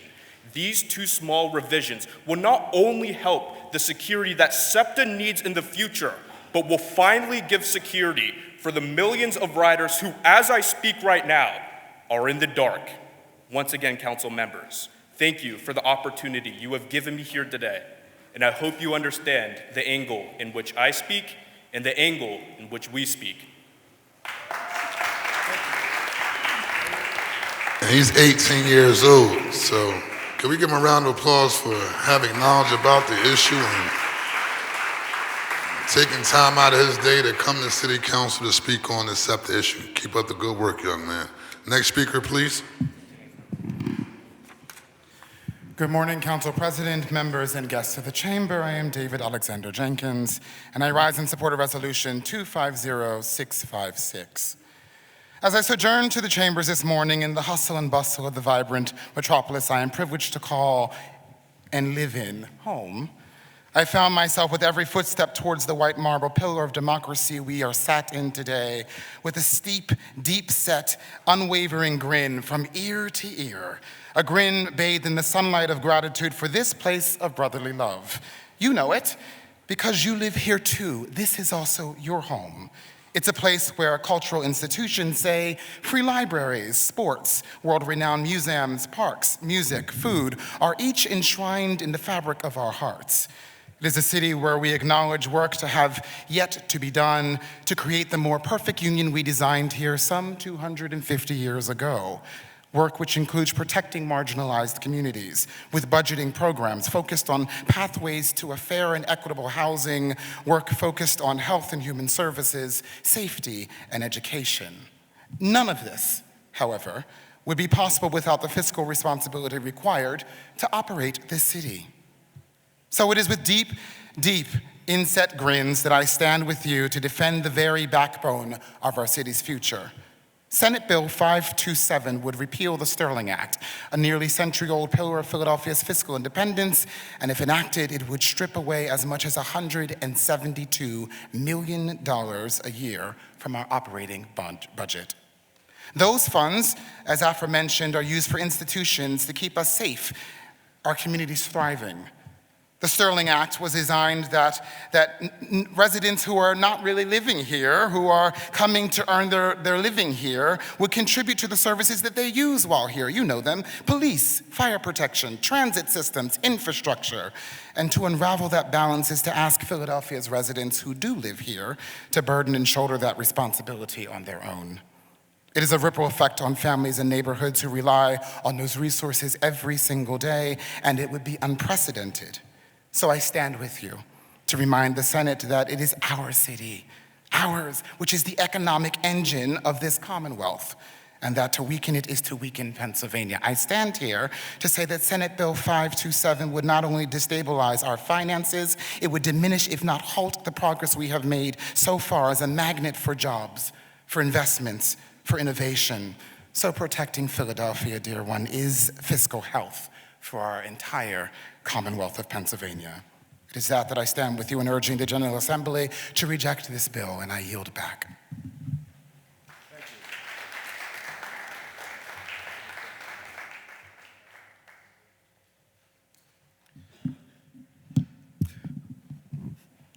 Good morning. My name is Reverend Gregory Holst, and I'm the Executive Director of an organization called Just Nation, dedicated for racial justice here in the city of Philadelphia. I stand here to oppose the bill that creates the city's financial 5-year plan. And why I oppose it is a simple one. The city of Philadelphia has a 31% poverty rate for Black Philadelphians. 60% of all Black Philadelphians either live in poverty or near poverty or low income. The reality is that this 5-year plan does not address fully that level of poverty, does not address the 64,000 deeply affordable housing units that are in need to meet the crisis that we're still present with, does not meet all of the needs of people who are living in poverty each and every day. Some sections of the city of Philadelphia suffering 50 to 60% levels of poverty. I know all of you, or many of you, I've worked with many of you over the years, before you were in council, before you were in the positions you were in. I know how deeply you care about the issue of poverty. It was striking to me that this plan did not have even a goal in mind of what we're going to do and what is our goal to get there. We could have said 30% poverty reduction over the next 5 years is our goal, and we're going to do everything possible we can to make that happen. But it does not even say that. It does not even sketch out a plan. It does not even begin to put a structured plan together. There are many ideas out here that can help reduce poverty. One is a simple one. If we paid every municipal worker a living, family-sustaining wage, it would actually reduce black poverty by 4 to 6%. Just paying the workers in this city to work at the municipal level in this city, a wage that is fair and just, even if it's a wage on level with police officers in this town, it would reduce black poverty by 4 to 6%. We can do stuff. I don't care what the federal government does or doesn't do. I don't care that we have a state government that sometimes gets tied up in its own racism. This city, these city of council members, many of you built by the black political power movement over the last 40 years that helped put you in the office you have a responsibility, and you do have the ability to reduce black poverty in the city if you make it a priority each and every day that you're in this office. I still believe in you. I still believe in your work. I still believe the times we marched together and stood together and fought together. And I'm not giving up on you. I'm going to stay on you as much as I can because I believe in our city and I believe we can address this poverty together. Thank you so much.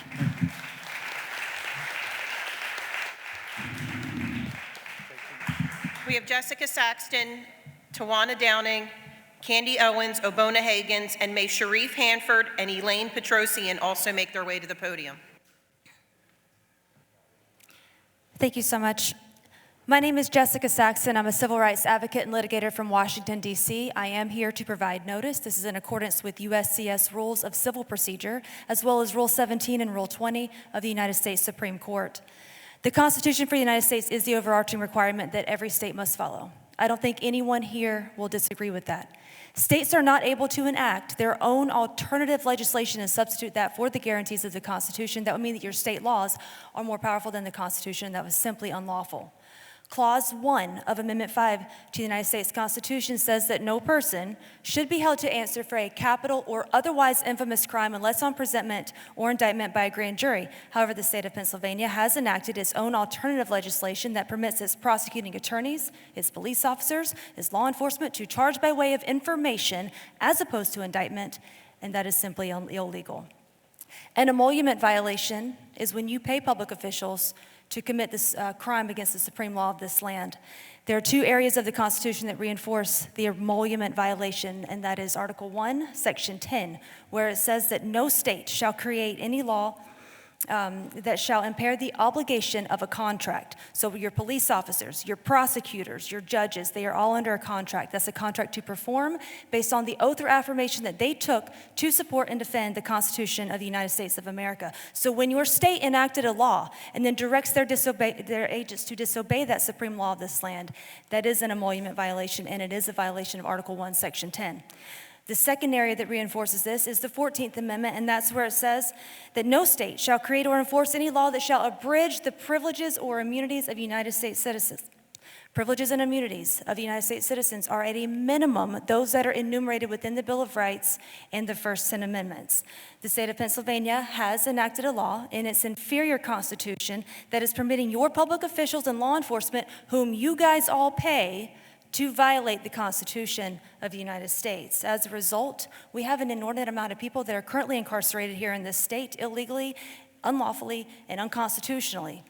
Mr. Tanawa Downing is preparing to litigate this on behalf of 700,000 people currently incarcerated across America illegally. I'm here to provide notice today to all of you that you cannot continue to pay public officials to commit crimes against the citizens of this city. Unfortunately, criminal sanctions can come from that if you continue to go down this path. That's not where we want to go, but it can happen. So I'm asking you, please, take a look at Clause 1 of Amendment 5. Confirm what I'm saying to be true, where it says that no person should be held to answer for a capital or otherwise infamous crime, and then go out and direct your public officials, the agents that you pay, to act in a lawful, constitutional manner that is consistent related to the 5-year plan? the Constitution. I'm sorry, go ahead, sir. Is this related to the 5-year plan?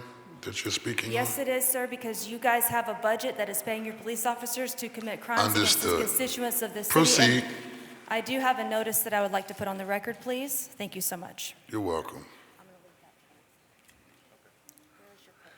Sergeant Arms, could you take the information for the record, please?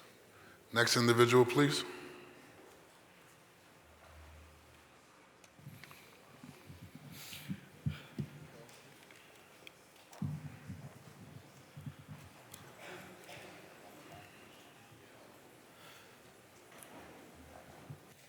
Have I been noticed? Okay. Good morning. My name is Tanawa Downing. I'm the civil rights litigator that Ms. Saxon was just talking about. I need to step up here and provide this a little bit of clarification so we can understand what just happened, what was said, and what we're actually asking from all of you. So I have approximately 46,000 criminal affidavits on behalf of victims that have been charged by way of information as opposed to indictment from right here within the state of Pennsylvania. Many are from within your city, all right? So again, no state can create its own alternative legislation, substitute that for the guarantees of the Constitution, and then go out and enforce that as though that is constitutional. That is directly unconstitutional. So if your police are relying upon an inferior state statute that permits them or directs them to charge by way of information as opposed to indictment as required by Clause 1 of Amendment 5, then that officer is committing a crime. It's called deprivation of rights under color of law. So these affidavits, they identify two different crimes. The first is Title 18 USC subsection 242, which is deprivation of rights under color of law. What that statute says is that any person who, under the color of any state statute, ordinance, custom, or regulation, deprives any person of any right secured by the Constitution commits that crime. The second crime is Title 18 USC subsection 241, which is conspiracy to deprive of rights. What that states is that when two or more persons conspire with the purpose of depriving any person of any right secured by the Constitution, commits that crime. Now, the laws of criminal conspiracy with regard to public officials, what it states is that any person who, having knowledge of any of the wrongs conspired to be done, and who have the power to prevent or aid in the prevention of the commission of the same, neglects or refuses to do so, may be joined to dispense the action. So upon having been provided with this notice, letting you know that you're about to provide a budget, approve a budget that's going to be paying people to break the Constitution of the United States of America. Excuse me, I would sir. ask you, Can yes, you tie this to the 5-year plan? reclaim time? Yes, I can. That's Because all.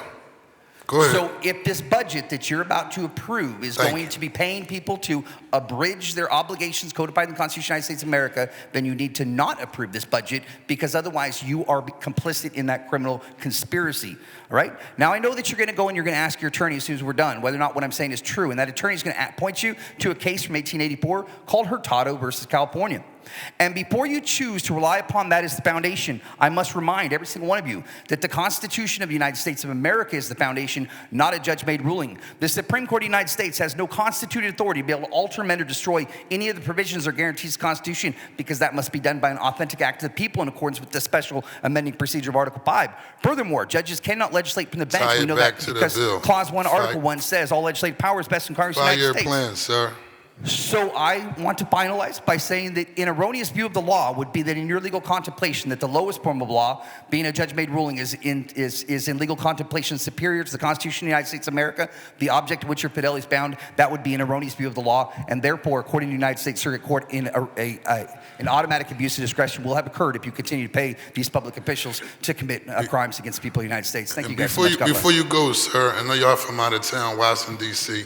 We have a chairperson of public safety. I just recommend that you follow up with him. So as a follow-up to having a platform to talk about this issue, we can talk about something substantive with the chairperson of public safety regarding this issue. His name is Councilmember Curtis Jones. We would love to. We're not trying to get you guys into trouble. We want you legislators to understand that I understand that you don't direct those agents of law enforcement to do their job, but you do pay them. And so we want to work together to fix this problem because if you continue to pay them, you will be complicit within this criminal conspiracy. We're not trying to get even your law enforcement in trouble, but we need to get this addressed. If we don't, Thank you, then we're going to sir. do this in a very messy public manner. Thank you, guys. Thank you very much, sir. Chair, call the next speaker, please. We have Candy Owens, Obona Hagans, Sharif Hanford, and Elaine Petrosian. Good morning. My name is Viola Owens. Everybody know me as Candy. My name is Sharif Hanford. Hi, I'm from the Daniel Everett Rump Foundation, and I'm here to thank City Council for everything that y'all have done for me for the last 20 years. I really appreciate y'all being there and supporting us the way that you have.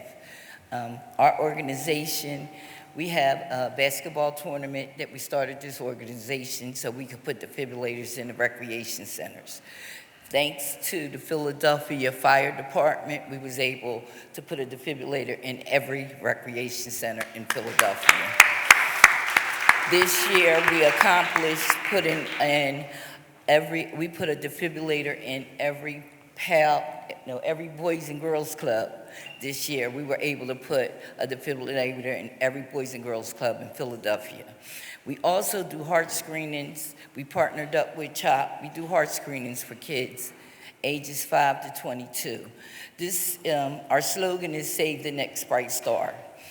And this is so important now because our children do not get EKGs at their doctor's appointments unless you request them. And I'm asking you, please request them, because every heart screening, we found a child with a problem. And we need to start making Philadelphia heart safe. That's the next thing that we would love to work on, that everybody has a defibrillator available to them so there won't be no problem. Because I have been in nursing homes that don't have them, and that's sad. So we need to really start working on our slogan, Save the Next Bright Star, and start doing for our kids what needs to be done. Thank you.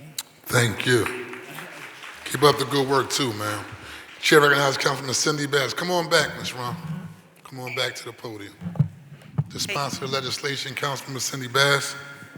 Hey, Candy. I just really wanted to make mention because, I know it's Candy from the neighborhood, but one of the things that was not mentioned is that Candy lost her son, with whom Danny Rump Playground is named after. Before that, we called it Mallory, but now it's been officially renamed as Danny Rump.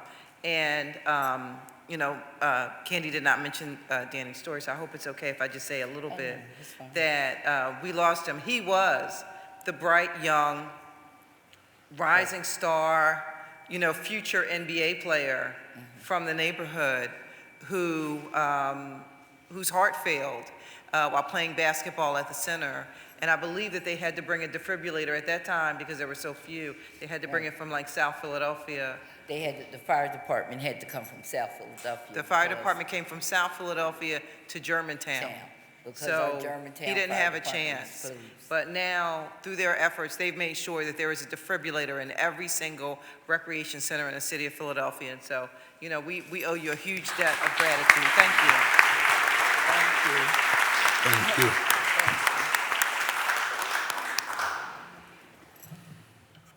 Obona Hagins, then Elaine Petrosian.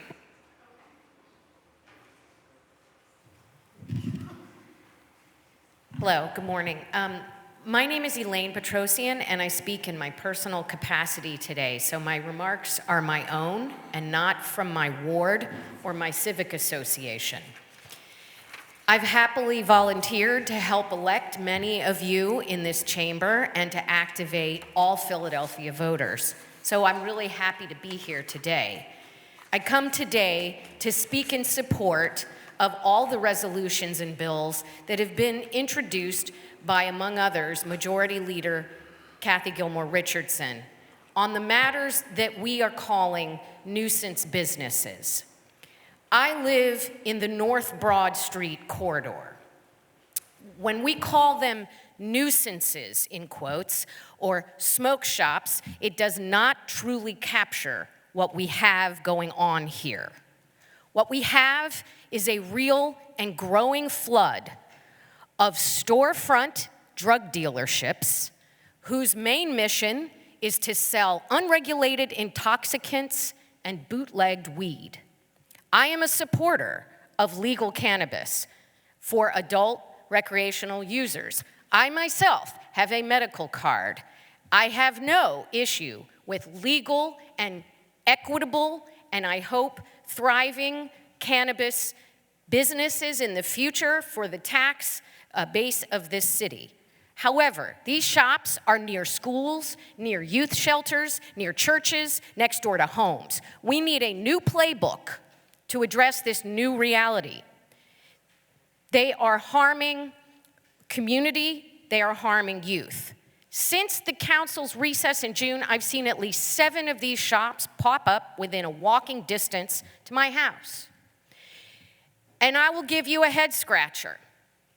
On the 1500 block of Fairmount, this city contracts with a shelter. And that shelter is to provide safe space for young people who need a roof over their head, right? It's used to be called the Yes Shelter. On the same block is now a 24-hour smoke shop. That's prime business are these unregulated substances, 24 hours a day. Help it make sense. Also, across the street on North Broad, you can find multiple instances of these shops opening up adjacent to each other or across the street from each other. Within just a couple feet outside of the 500-foot boundary of several schools, daycare centers, and pre-Ks.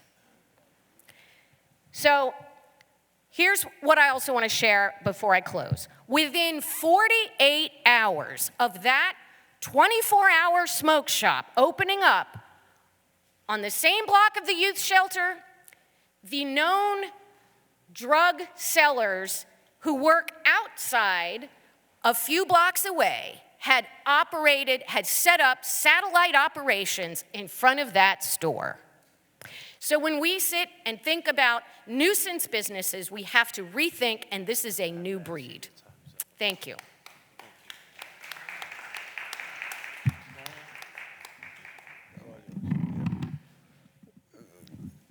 Good morning, everyone. Obona Paul Hagans, 4th generation chattel slavery survivor. And I'm the president of the Philadelphia Reparations Coalition for American Freedmen. I had the honor of hearing Alfonso Dio speak as the keynote at my 6th grade graduation at Elverson Elementary School.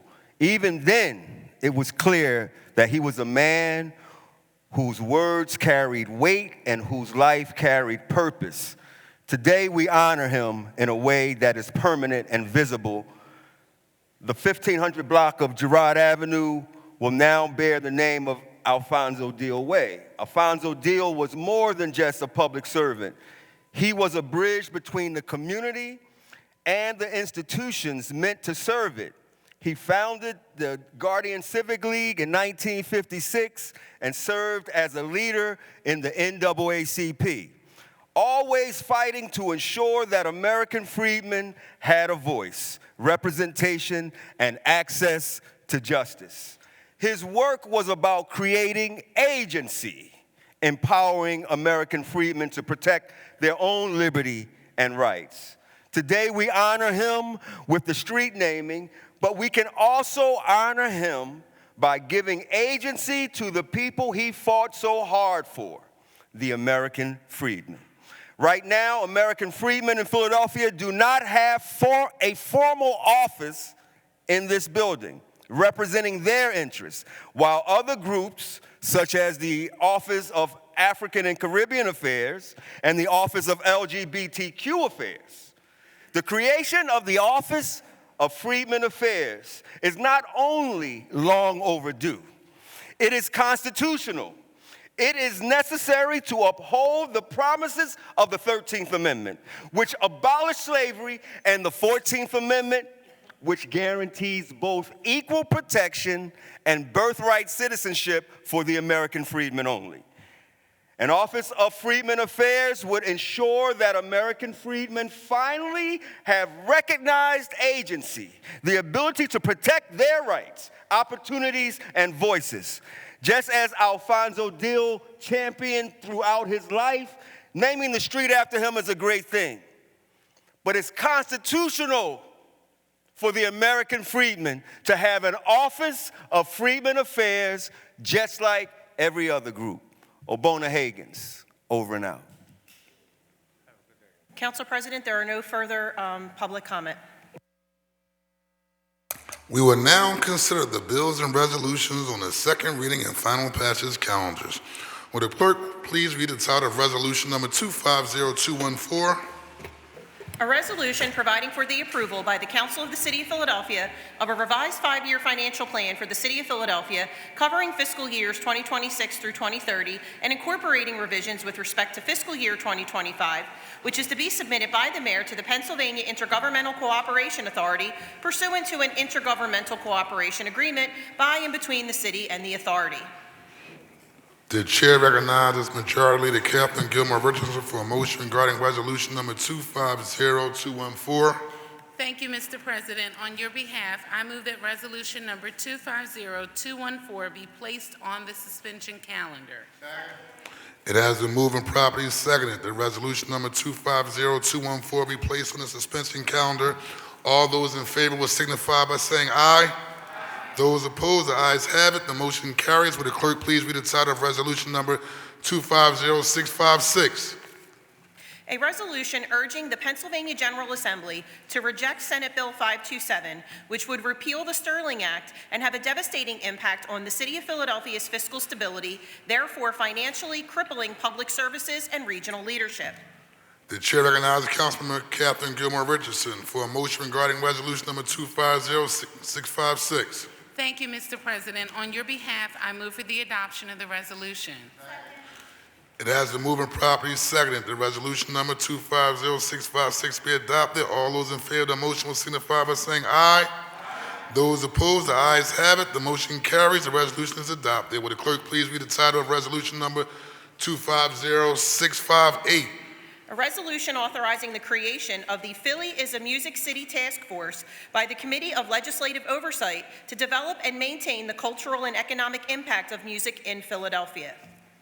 The chair recognizes Councilmember Majority Whip Isaiah Thomas for a motion regarding resolution number 250658. Thank you, Council President. Before I take a motion on that, I would like to be recorded as aye on all bills and resolutions that I might have missed. And with that being said, Council President, I move for the adoption of the resolution. It has been moved and properly seconded that resolution number 250658 be adopted. All those in favor will signify by saying aye. Those opposed, the ayes have it. The motion carries. The resolution is adopted, and you will be duly recorded on voting aye on all bills and resolutions. Would the clerk please read the title of resolution number 250661? A resolution authorizing the Philadelphia Land Bank to dispose of 2847 Boudinot Street, located in the 7th Councilmatic District, in accordance with the terms of Chapter 16-700 of the Philadelphia Code. The chair recognizes Councilman Ketty Lozada for a motion regarding resolution number 250661. Thank you, Council President. I move for the adoption of the resolution. It has been moved and properly seconded that resolution number 250661 be adopted. All those in favor of the motion will signify by saying aye. Those opposed, the ayes have it. The motion carries. The resolution is adopted. Would the clerk please read the title of resolution number 250663? A resolution also naming the 1500 block of Girard Avenue as Alfonso Deal Way. The chair recognizes Councilmember Young for a motion regarding resolution number 250663. Thank you, Mr. President. I also want to thank Mr. Higgins for that testimony on this resolution, but I move for the adoption. It has been moved and properly seconded that resolution number 250663 be adopted. All those in favor of the motion will signify by saying aye. Those opposed, the ayes have it. The motion carries. The resolution is adopted. Would the clerk please read the title of resolution number 250668? A resolution amending and restating Resolution 120184 to appoint 2 additional business community members to the Economic Opportunity Review Committee. The chair recognizes Councilmember Dr. Nina Ahmad for a motion regarding resolution number 250668. Thank you, Council President. I move for the adoption of the resolution. It has been moved and properly seconded that resolution number 250668 be adopted. All those in favor of the motion will signify by saying aye. Those opposed, the ayes have it. The motion carries. The resolution is adopted. Would the clerk please read the title? Chair recognizes Councilmember Jim Harity. Oh, let me go back. I'm sorry.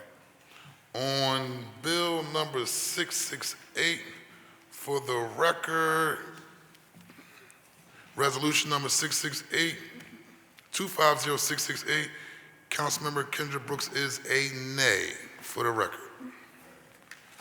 Will the clerk please read the title of bill number 250333?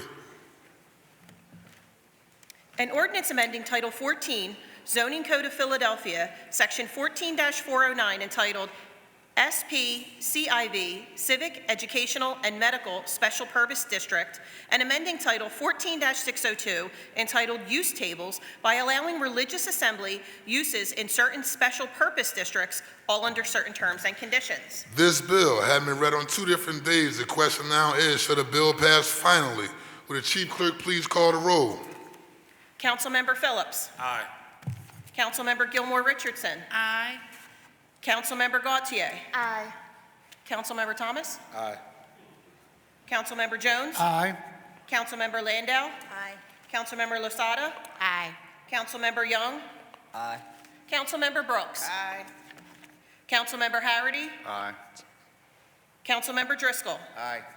Councilmember O'Neill. Aye. Councilmember Squilla. Aye. Councilmember Bass. Aye. Councilmember Ahmad. Aye. And Council President Johnson. Aye, the ayes are 16s, the nays are 0. The majority of all members having voted in the affirmative, the bill passes. Will the clerk please read the title of Bill Number 250530-A?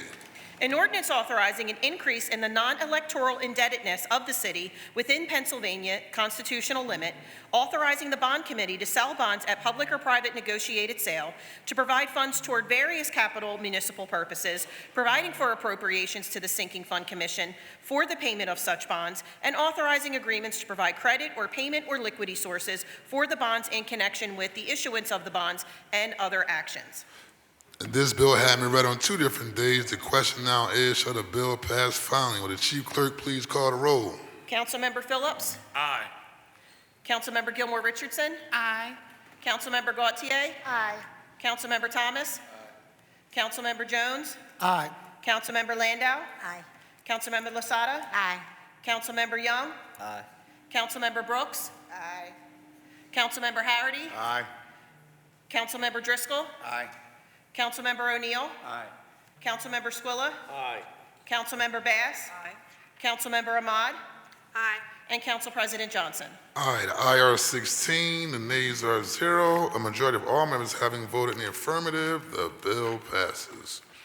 Will the clerk please read any additional resolutions on today's calendar?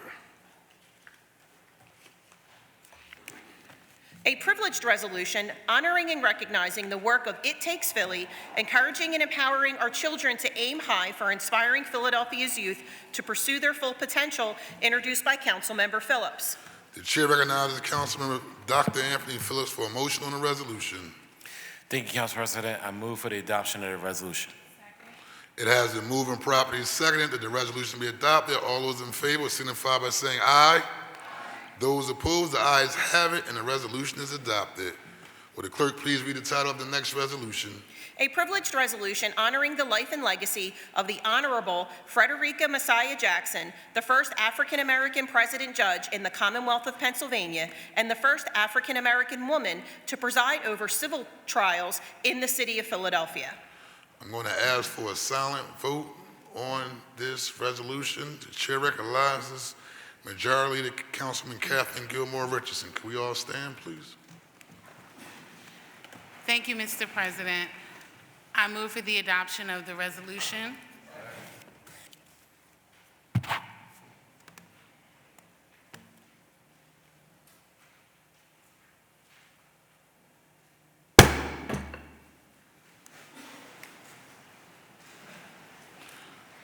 Will the chief clerk please read the title of the next resolution? A privileged resolution authorizing the Committee on Commerce and Economic Development to hold hearings concerning the sale of unregulated substances such as Delta 8 and Kratom in the city of Philadelphia.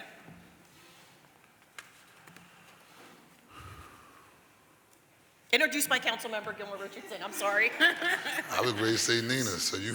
Sorry. Chair recognizes Councilman Majority Leader Kathleen Gilmore Richardson.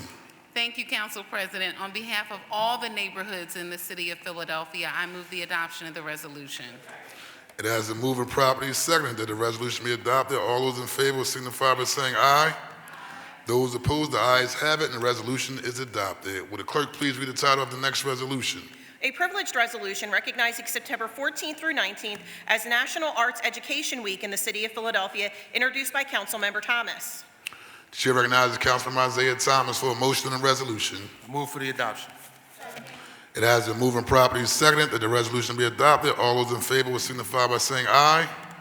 Those opposed, the ayes have it, and the resolution is adopted. Will the clerk please read the title of the next resolution?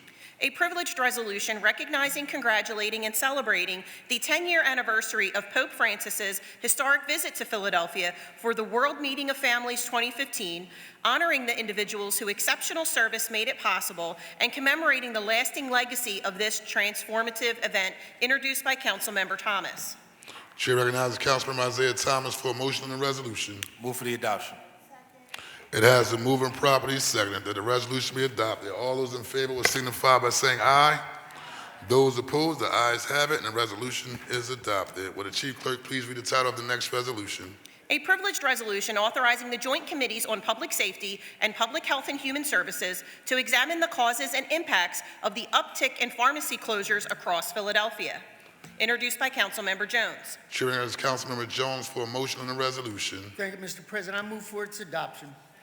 It has been moved and properly seconded that the resolution be adopted. All those in favor will signify by saying aye. Those opposed, the ayes have it, and the resolution is adopted. Will the chief clerk please read the title of the next resolution? A privileged resolution honoring and recognizing Bernie Persenica on the occasion of his retirement after 17 years of distinguished service as President and General Manager of WPVI TV 6 ABC, introduced by Councilmember Jones. Chair recognizes Councilmember Jones for a motion on the resolution. Thank you, Mr. President. Job well done. I move for the adoption of the resolution. It has been moved and properly seconded that the resolution be adopted. All those in favor will signify by saying aye. Those opposed, the ayes have it, and the resolution is adopted. Will the chief clerk please read the title of the next resolution? A privileged resolution recognizing September 10th, 2025 as Suicide Prevention Day in the city of Philadelphia and affirming the need for suicide prevention awareness and robust mental health services, introduced by Councilmember Landau. Chair recognizes Councilmember Landau for a motion on the resolution. Thank you, Councilman President. I move for its adoption. It has been moved and properly seconded that the resolution be adopted. All those in favor will signify by saying aye. Those opposed, the ayes have it, and the resolution is adopted. Will the chief clerk please read the title of the next resolution? A privileged resolution recognizing and honoring world master percussionist Pablo Batista for his distinguished contributions to music, culture, and education in celebration of Hispanic Heritage Month, introduced by Councilmember Lozada. The chair recognizes Councilmember Lozada for a motion on the resolution. Thank you, Council President. I move for the adoption of the resolution. It has been moved and properly seconded that the resolution be adopted. All those in favor will signify by saying aye. Those opposed, the ayes have it, and the resolution is adopted. Will the chief clerk please read the title of the next resolution? A privileged resolution recognizing September 15th through October 15th as Hispanic Heritage Month in the city of Philadelphia and honoring the history, culture, and contributions of the Hispanic and Latino communities to our city and nation, introduced by Councilmember Lozada. The chair recognizes Councilman Lozada for a motion on the resolution. Thank you, Council President. I move for the adoption of the resolution. It has been moved and properly seconded that the resolution be adopted. All those in favor will signify by saying aye. Those opposed, the ayes have it, and the resolution is adopted. Will the chief clerk please read the title of the next resolution? A privileged resolution recognizing the month of September as National Literacy Month and strengthening the city of Philadelphia's commitment to promoting literacy and digital literacy for all residents, introduced by Councilmember Lozada. The chair recognizes Councilmember Ketchy Lozada for a motion on the resolution. Thank you, Council President. I move for the adoption of the resolution. It has been moved and properly seconded that the resolution be adopted. All those in favor will signify by saying aye. Those opposed, the ayes have it, and the resolution is adopted. The chair recognizes Councilmember Squilla. Thank you, Mr. President. I would ask to be excused, vote aye on all bills and resolutions moving forward to attend council business. Thank you. Leave is granted. Thank you, Member Squilla. The chair recognizes Councilman Dr. Anthony Phillips. Oh, Council President, this is for later. I'm sorry. Okay. You'll be acknowledged at the appropriate time. Chair recognizes Chief Clerk. Please proceed with the next resolution. A privileged resolution recognizing and honoring distinguished Latino leaders and community advocates in the city of Philadelphia during Hispanic Heritage Month, introduced by Councilmember Lozada. The chair recognizes Councilman Lozada for a motion. I move for the adoption of the resolution. It has been moved and properly seconded that the resolution be adopted. All those in favor signify by saying aye. Those opposed, the ayes have it. The resolution is adopted. Chair recognizes Councilman Curtis Jones. I want to go after Phillips. Y'all queuing up early.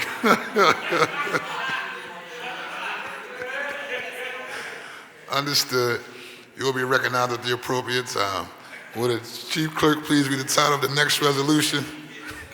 A privileged resolution honoring and congratulating the African American Chamber of Commerce of Pennsylvania, New Jersey, and Delaware for being named Chamber of the Year at the 2025 U.S. Black Chambers National Conference, introduced by Councilmember Young. As I acknowledge Councilmember Young, we do have in the building the Executive Director of the African American Chamber of Commerce. To your left, Ms. Regina Harrison. Let's give her a round of applause for that acknowledgement. The chair recognizes Councilmember Young for a motion on the resolution. Thank you, Mr. President. I move for the adoption of the resolution.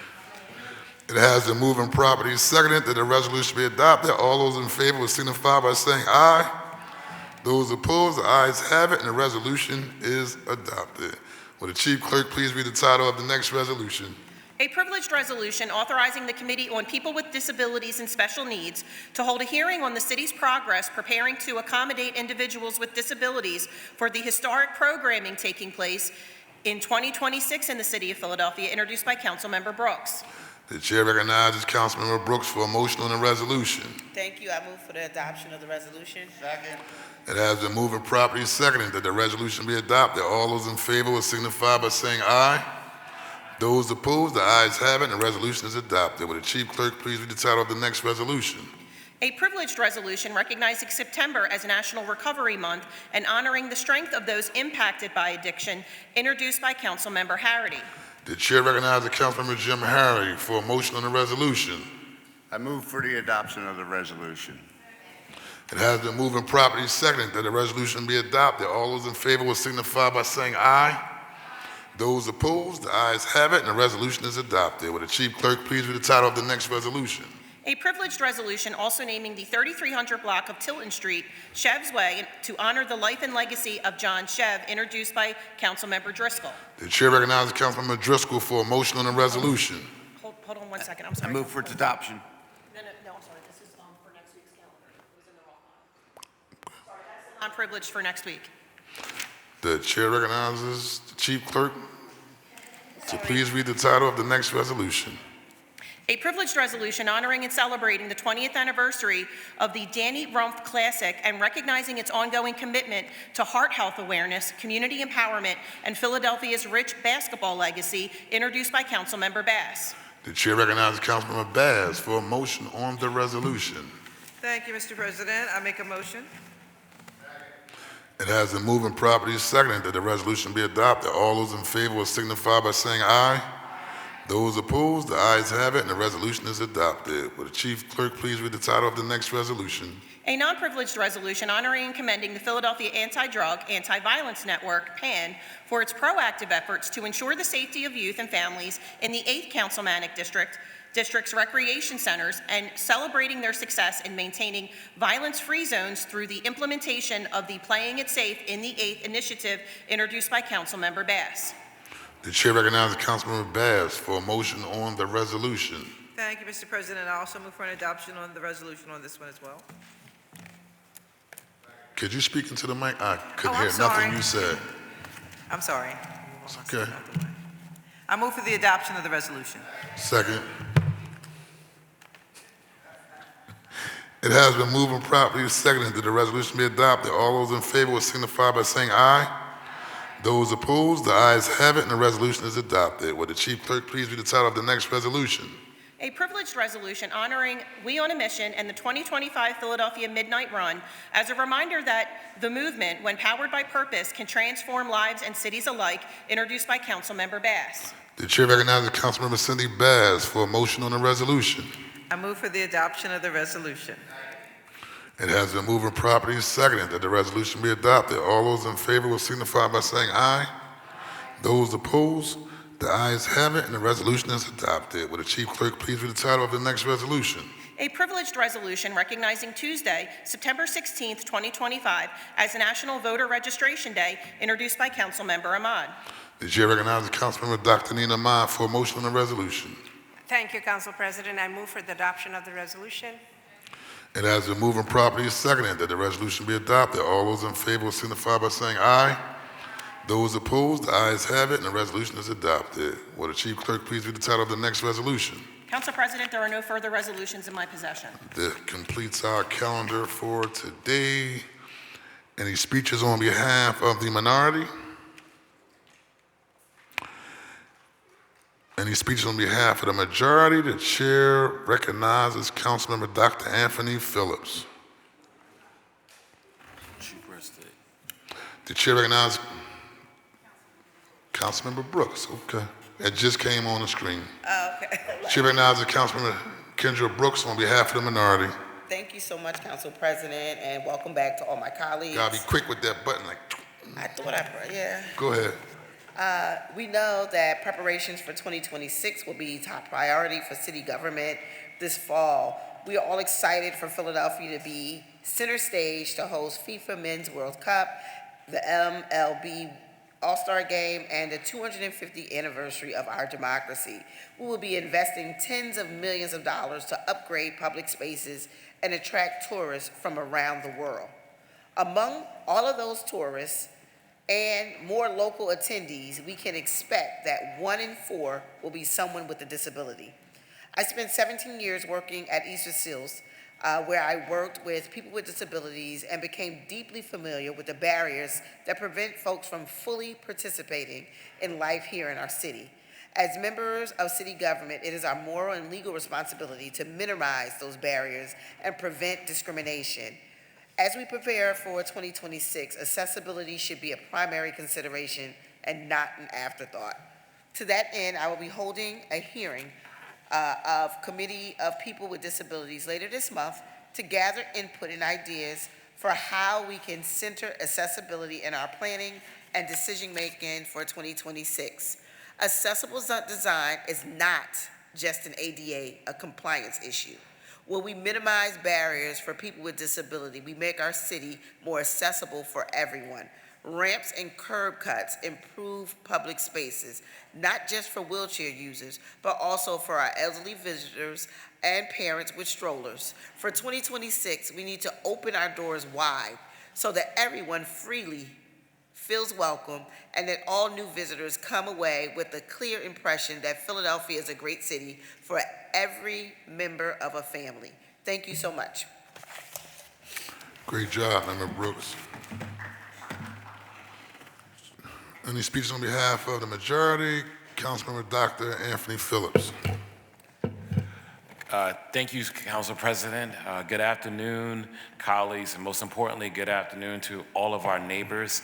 I just also want to take a privilege to say thank you to our Majority Leader, Catherine Richardson, for helping us find ways to the book written by Councilwoman Blondell Reynolds-Brown, former Councilwoman Blondell Reynolds-Brown, Walking the Tightrope Backward in High Hills. Can't wait to read it. Hopefully Philadelphia gets a chance to read it. As her memoir is on sale. But I want to say really quickly, I worked before her. I was her intern 20 years ago when I was 16 years old, and I had no intentions of being a member of Philadelphia City Council, and look at God, right? And so here I am today. Yes. First, we pause to remember the lives lost on September 11th. We honor the legacies by, as the late John Lewis reminded us, getting into good trouble. This day reminds us that this is not just another first day of session. God has blessed us with another opportunity to serve, to lead, and make our city better. So let's not take that for granted, but instead commit ourselves to going above and beyond for the people of Philadelphia. I'm excited to return to the work of the people after a busy summer, and I'm thankful the people have allowed us to serve all of you. Our team spent a lot of time in neighborhoods this summer listening to our neighbors. We hosted our second annual Wadsworth Day, the largest festival in Uptown, in our Northwest area in our district. We knocked on doors across the district, We opened a new office in a long underserved area on 5th Street, and we proudly released the findings of the Parent and Guardian Engagement Task Force. Last session, we also achieved a lot together, securing meaningful wins. As chair of Parks and Recreation, I was proud to work with the administration and PPR to launch a multi-million-dollar lighting project in recreation centers across the city that we will be rolling out this fall. Yes, a multi-million-dollar lighting project to make sure that we have lights in and outside of recreation centers and parks that are bright to keep our children safe in and outside of recreation centers this fall. As a former youth nonprofit executive, I know the importance of after-school programs and keeping our children safe and engaged. With the support of Council President and our colleagues, we created a pilot scholarship program to help families cover the cost of quality out-of-school time programs. This initiative, launched in partnership with the Children's Scholarship Fund of Philadelphia, will roll out this winter. In the 9th District, our neighbors are tired of smoke shops and nuisance businesses popping up. That is why I created a zoning overlay to require these establishments to seek community input before opening. Over the summer, I worked closely with L&I to shut down problem businesses using and expanding nuisance business law. And one of my proudest moments was standing with students, neighbors, and leaders at Alany High School to secure $7.5 million in renovations for Alany Fields Complex and investment in our young athletes in our community. Today, I also want to recognize an organization that embodies our values. An intern in our office back in April just wanted to recognize and honor It Takes Philly for their contributions to young people in the city of Philadelphia. And we also want to thank the Stafford family for their work encouraging and empowering our children to aim high. Their commitment is exactly why we launched the Parent and Guardian Engagement Task Force.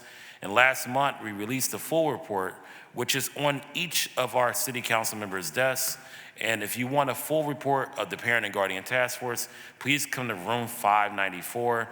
The report highlights four key priorities: greater parent and guardian engagement, education, and youth programming, stronger mental health and wellness supports in schools and communities, expanded career and workforce pathways for our young people, and increased access to digital literacy resources for both families and students. Looking ahead this fall, I will convene a public hearing to dive deeper into these findings and identify concrete steps we all can take.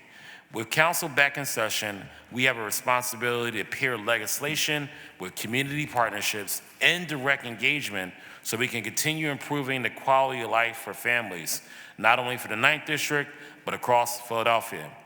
And so I'll close with the words of Frederick Douglass, who reminded us, it is easier to build strong children than to repair broken men.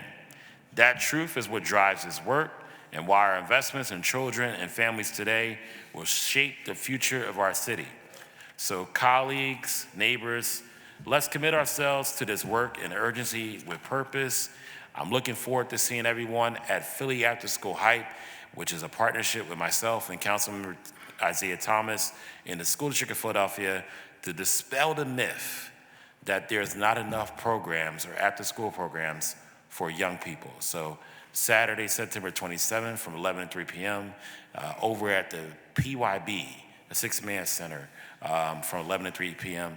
And I also want to thank Council President for honoring a great friend, a great mentor to many, and a great community leader, Mr. Anton Moore, well-deserved. We do a lot of street renamings in the city of Philadelphia, but Anton Moore deserves them all, deserves all that and more. God bless everybody. Thank you. Chair recognizes Councilman Curtis Jones, Jr. Thank you, Mr. President. And thank you, members, for acknowledging the 3,000 souls that lost their life at 9/11. Muslims, Christians, Jews, under one roof, lost their lives.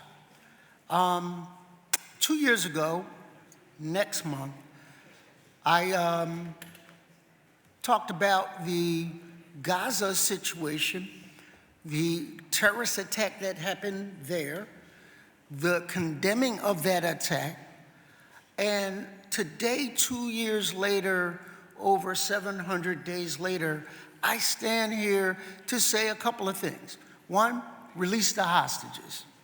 Release them right away. And then stop the killing. 64,000 souls have gone on based on this ongoing conflict. 18,000 of them are children. The most dangerous place in the world to be a child is in Gaza. And I understand, listen, I said then and I say now that if you want to clean up the world, sweep under your feet. Sweep under your feet first. But you cannot ignore what is going on since then.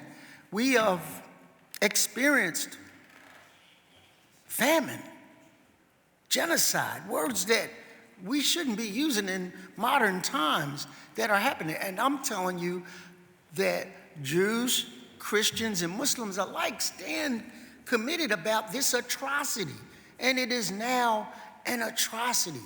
And I gave this scenario that all of us have public housing in our respective districts. And if some band of bad kids came out of the projects and committed a crime out in the neighborhood, you don't come back and burn down the projects. You find the individuals responsible, you hold them accountable, and you create justice that way. You do not bomb reporters. You do not bomb hospitals. This is above and beyond, and there should be some type of like humanity to be able to say, all right, enough is enough. You made your point. You made your point 64,000 times. And I think it's time for all of us to come together and call it what it is, and it is genocide. And we need to call for a halt. We want peace in the Middle East. I will reiterate, we want the hostages released. And I'm going to say that, sir, out of respect for this body, I'm not going to do this every week. I promise you. I'm going to do it today. And I'm going to say that I want to thank my colleagues who are also of that same opinion and that encourage all of us not to put our heads in the sand and say, oh, you know, everything is, no, it isn't. And we need to acknowledge that. Thank you, Mr. President. You're welcome, Member Jones.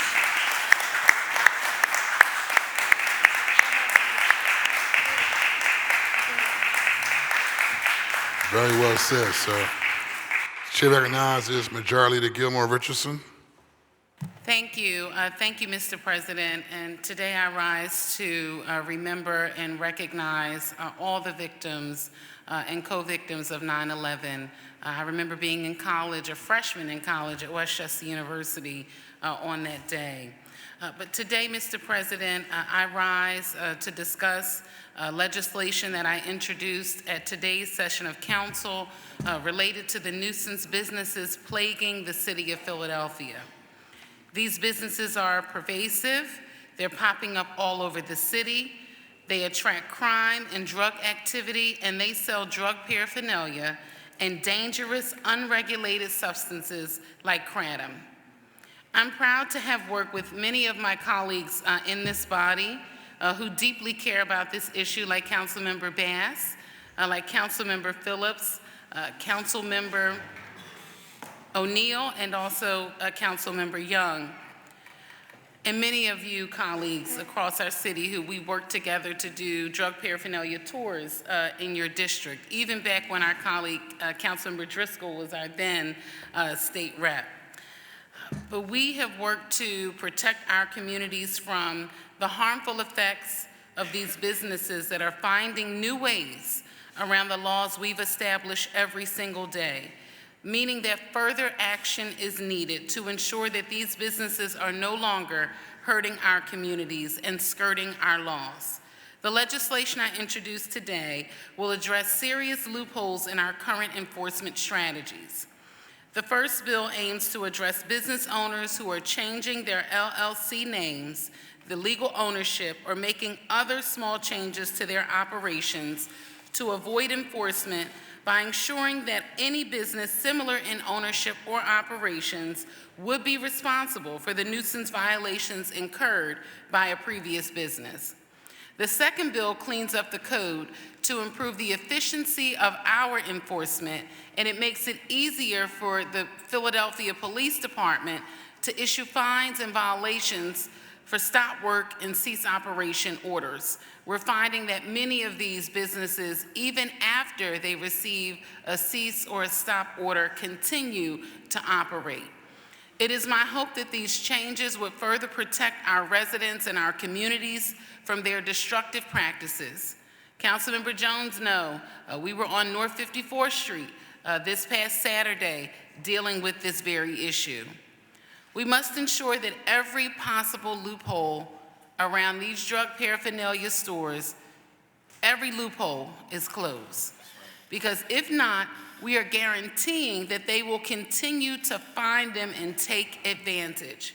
Even when they receive information to abate any violations, they are skirting the nuisance abatement process. Additionally, in partnership with Councilmember O'Neill, today we introduced a hearing resolution regarding the sale of unregulated substances like kratom and Delta-8 to better understand the impacts of these dangerous substances. And I look forward to working with my council colleagues to continue to make further progress in combating these businesses and the havoc they are causing in our communities. And I will tell you this, colleagues, New York City had this very problem and issue, and they clamped down their enforcement. And ever since New York City clamped down on enforcement, these businesses are flooding the city of Philadelphia. This started over the pandemic, so it was during a time where many of us were sheltering in place. So you didn't notice immediately that they were opening up these businesses.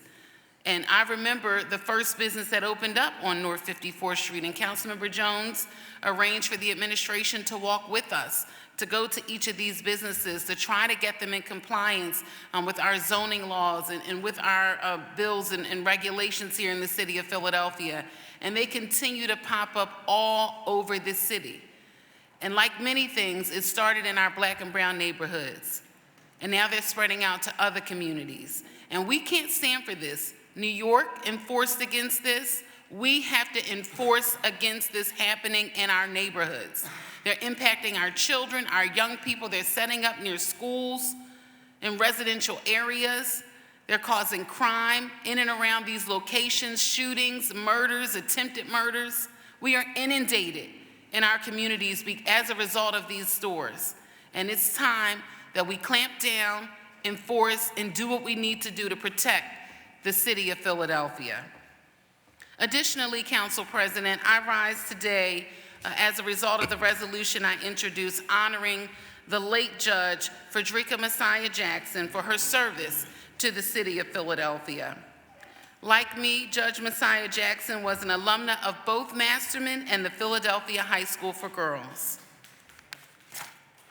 Not only was she the first African-American president judge in any county in the Commonwealth of Pennsylvania and the first African-American woman to preside over civil trials in the city of Philadelphia, but she was a tireless champion of women in leadership, playing a vital role in empowering and elevating the next generation of women leaders. And I'll tell you, Council President, when I heard of her passing, I had to go back home in my archives and find a letter that she sent me in June of 2009.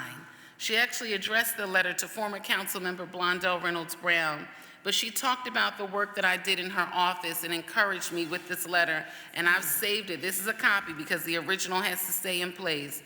But this letter was from June 26 of 2009, an example of her uplifting the next generation of leadership in the city of Philadelphia. While serving as our president judge of the First Judicial District, she spearheaded the creation of an information center to better inform and engage constituents, expanded judicial education and employee appreciation programs, and designed and implemented guidelines to promote race and gender impartiality within all the district courtrooms. She also spent 10 years inspiring up-and-coming leaders as a lecturer at the Wharton School of the University of Pennsylvania. Judge Messiah Jackson received countless awards and recognition across her lifetime. That is all just a small window into the incredible life and legacy of Judge Messiah Jackson. She passed away on August 27th and is survived by her loving children, her daughter, Dr. Julia Jackson Doofus, and her loving son, Tom Jackson, as well as 3 grandchildren, brothers, and extensive family and friends. And it was my honor today, along with you, Council President, and all of our colleagues in this body, including Council members Landau and Young, who were a part of the organizations that she served in for many years, to honor and recognize her service, her contributions to our city, to our Commonwealth, and beyond. So thank you, colleagues. And finally, Council President, I'd like to use the balance of my time today to talk about something very near and dear to my heart. It is no secret that my time here as a council member and before that as a staffer was shaped by former council member Blondell Reynolds Brown. A journey that she officially started on January 3rd, 2000, 25 years ago this year, when she was sworn into office and began her first term as the only woman serving as an at-large member of Philadelphia City Council. But my first interaction with her came a little before that. In 1999, 26 years ago today, in the auditorium of the Philadelphia High School for Girls. This newly elected, not yet sworn in, alumna of the Philadelphia High School for Girls came back to talk to us about her life and about her story and her experience and getting ready to serve as a member of Philadelphia City Council. And I thought her story was interesting. So I went home on my typewriter and I wrote her a letter. And from that day, she kept up with me. And I remember when she sent me a card when I was on my way to college at Westchester University that I still have, where she encouraged me on my academic journey. And in 2005, I had the great opportunity to return to the office as a graduate intern, and by 2008, I was working full-time in her office. And for the next 11 years, I served in every position you can hold as a staffer in Philadelphia City Council except communications. And during that time, she mentored me, she nurtured me, she uplifted me, and I can say confidently that all of this success that I've been fortunate to experience in this august body is a result of Blondell Reynolds Brown.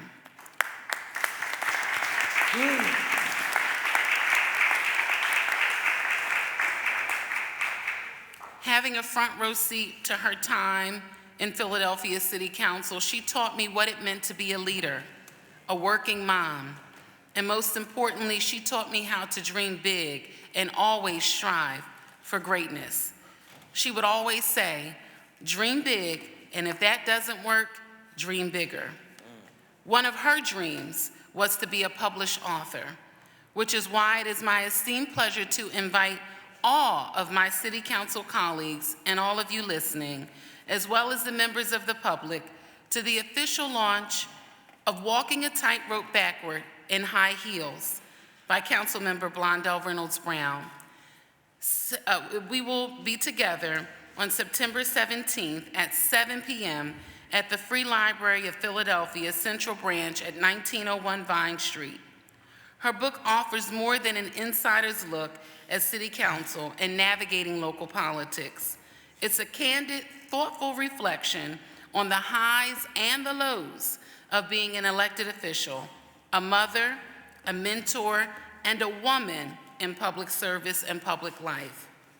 Though admittedly it was very emotional for me to relive some of the experiences mentioned in her book, especially now being an elected official myself.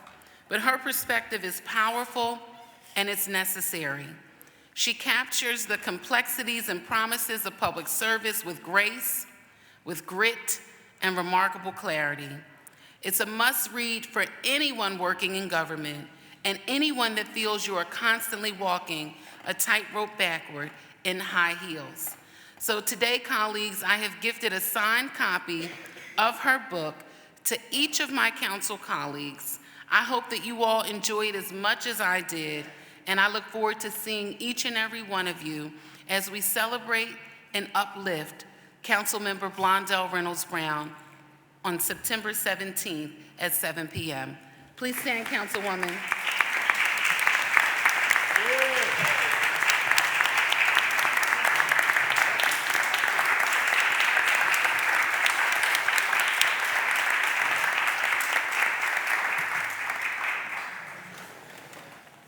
Thank you, Council President.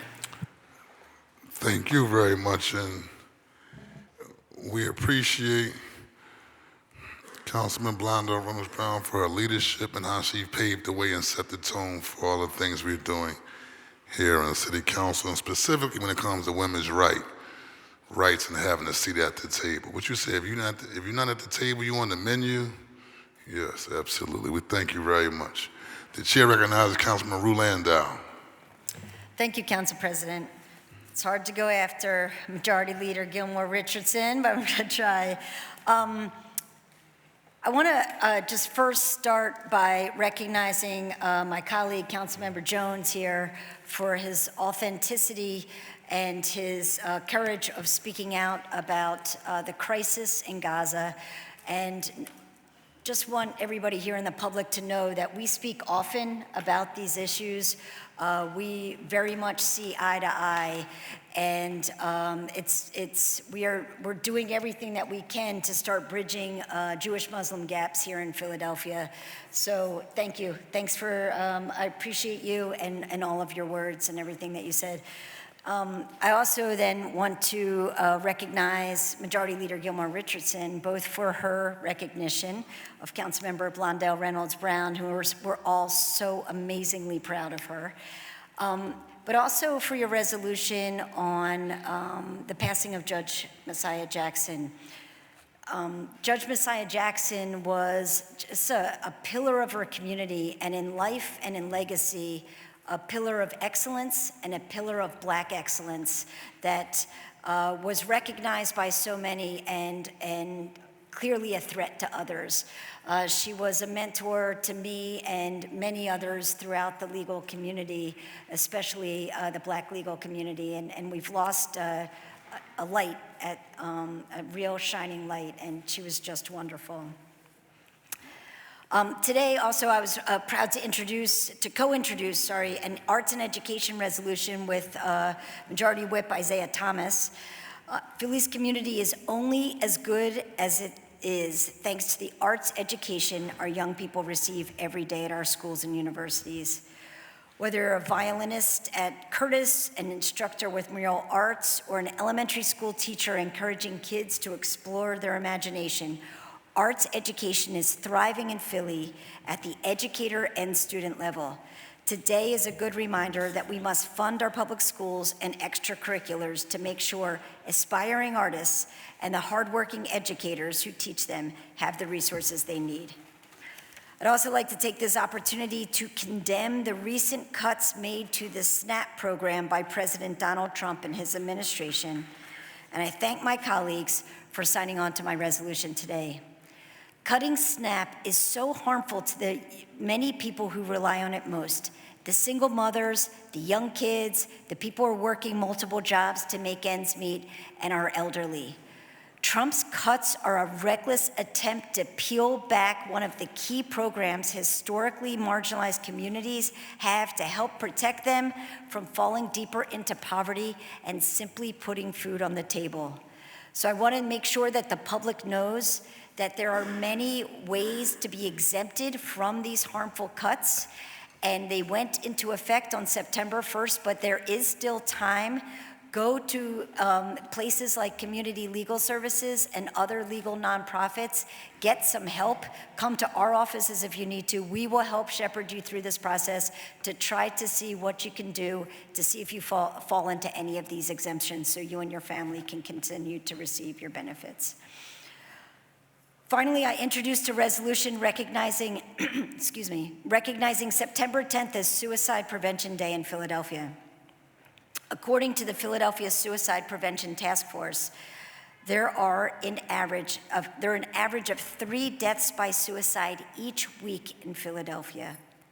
In America, there's been a 30% rise in suicides over the past 20 years. The LGBTQ+ community is uniquely susceptible to suicide. Youth who identify as LGBTQ+ are almost 5 times as likely to have attempted suicide than their straight and cis counterparts. Earlier this year, when the president cut funding for the National Youth LGBTQ+ Suicide Hotline, I was incredibly pained and disappointed. But it's a reminder that we need to do everything we can here in Philly to raise awareness of existing programs like the 988 hotline and other resources that are still available and can be found at 988lifeline.org. LGBTQ+ folks can reach out to the Trevor Project also at thetrevorproject.org. To all of the youth who are out here in Philadelphia, we see you. You are not alone. We are here for you for help. Come to us. Come to any of the leaders in the community. You will get through this. There will be another day. Thank you. Thank you, Member Rulandell. Chair recognizes Councilman Jeffrey J. Young. Thank you, Mr. President. I also want to mention that when I was a high school senior, I had a unique opportunity to intern in this building for a district council member, also in the managing director's office, but also for an at-large council member, and that council member was Councilmember Blondell Reynolds Brown. And so, her life, her work has affected many of us in this chambers and will continue to do so. So I want to congratulate her on this book, and I look forward to reading it and gaining some insight on how I can be a better council member. Last night, I had the opportunity, or yesterday rather, to attend the swearing-in ceremony for Samantha Fitzpatrick as a new president of the Philadelphia Barristers Association. Yesterday also marked the end of my tenure on the board of the Barristers Association, where I had the opportunity to serve, under the leadership of 3 different presidents, Kevin Harton, Kristen Johnson, and now Courtney Richardson. But I just want to mention some things we did with the barristers last year. We held a Get Out the Vote rally with the barristers, and we also supported the barristers in their turkey drive, and we've also, with the help of Councilmember Jones, renamed the street where the barristers was founded as Barristers Way. So again, thank you so much, Councilmember Jones, for that. But Mr. President and colleagues and members of the public, I just want to thank you for the opportunity again to share a few reflections as we return from the summer recess. This summer was not a break. It was a season of building, listening, and delivering for the people of the 5th Council District. When we surveyed our neighborhoods earlier this year, we made a promise to bring resources directly to residents, block by block, ward by ward. We kept that promise, whether it was connecting families to CLIP and L&I to tackle quality of life issues, holding accountability town halls, or meeting neighbors where they are, sometimes at their corner store, at their local pub. We stayed present, we stayed committed. We also carved out moments of joy, partnering with organizations like Self Inc., the largest provider of homeless services in our city. We gave families a chance to spend the day at the Philadelphia Zoo, kids running freely, exploring, laughing. That day reminded me of why we do this work, so our children can simply be children and let kids be kids. We also supported organizations like the National Association of Each One Teach One, who sent Philadelphia youth up to New York, to Harlem, to play at Rucker Park and witness the historic moment where Rucker Park was given its National Historic designation. We honored giants in our city, renaming streets for legends like Earl Young, the creator of disco, and Sister Mary Scullion, whose work through Project Home continues to inspire to this day. These moments rooted us in the truth that good things come from North Philly and from the 5th Council District. We marched in solidarity with families and workers alongside the Philadelphia Federation of Teachers, Unite Here, and the tuna and tap workers at Temple University, standing shoulder to shoulder with those who dedicate their lives to educating our kids, feeding our families, and keeping our loved ones safe. We broke ground on multi-million-dollar investments, the North Central Public Safety Building, the Cecil B. Moore Rec Center, the West Poplar Turnkey Housing Development, and we cut the ribbon on the new Napa Street Playground, a place where children's laughter will echo each day. And we closed the summer strong. We partnered with Shadow Tracks, Media Arts, 3711 Community Transformation in the 37th Ward, Raising Up North Central CDC, Councilman Harity, State Center Street, State Rep Malcolm Kenyatta, and we hosted North Philly Day. We partnered with Shadow Tracks, we partnered with Shadow Tracks in their Carnival in the Hood, which was their 7th annual carnival, right? And the Hood stands for Helping Others Overcome Difficulties. We had over 500 neighbors attend with free food, music, haircuts, backpacks, every ride you can imagine that can be in the park, and resources. We had performances by Zay Money. We saw the return of Philly group No Question. We had Titan Wrestling in North Philadelphia. So for those who don't know, we put on a showcase. It brought me back to my childhood. You would think that it was John Cena and The Rock out there wrestling, but the children of the community, the entire community, just watching their faces to see a live championship wrestling match in the middle of North Philly, right? It was just amazing. And Shadow Tracks has been doing that for years. And so we have to continue to uplift our organizations that are doing the work on the ground to make our community what it is. It wasn't just a celebration. It was a proof that when we invest in our people, joy follows. We hosted the 2nd annual Spring Garden Sunflower Fest with the Spring Garden Civic Association, the Spring Garden CDC, WXPN, IBEW Local 98, and the Philadelphia Police Department. Neighbors came together to celebrate the beauty of Spring Garden, Francisville, and Fairmount communities, enjoying food, art, music, and culture. But joy doesn't erase struggle, right? Our work wasn't just celebration. It was also about care in a time of pain. After tragic incidents in North Philadelphia, after a tragic fire on North Corley Street or a shooting on Lambert Street, we hosted our community care events to make sure neighbors had access to resources, counseling, and direct support. These moments reminded us that government's role is not to just govern from afar, but to show up and to stand with people and help them heal. We've also had to push back against federal policies that threaten our most vulnerable immigrants, seniors, children. We've worked to keep our residents informed about essential programs like Medicare, SNAP, and other benefits, making sure people know what they qualify for and how to access the help they need.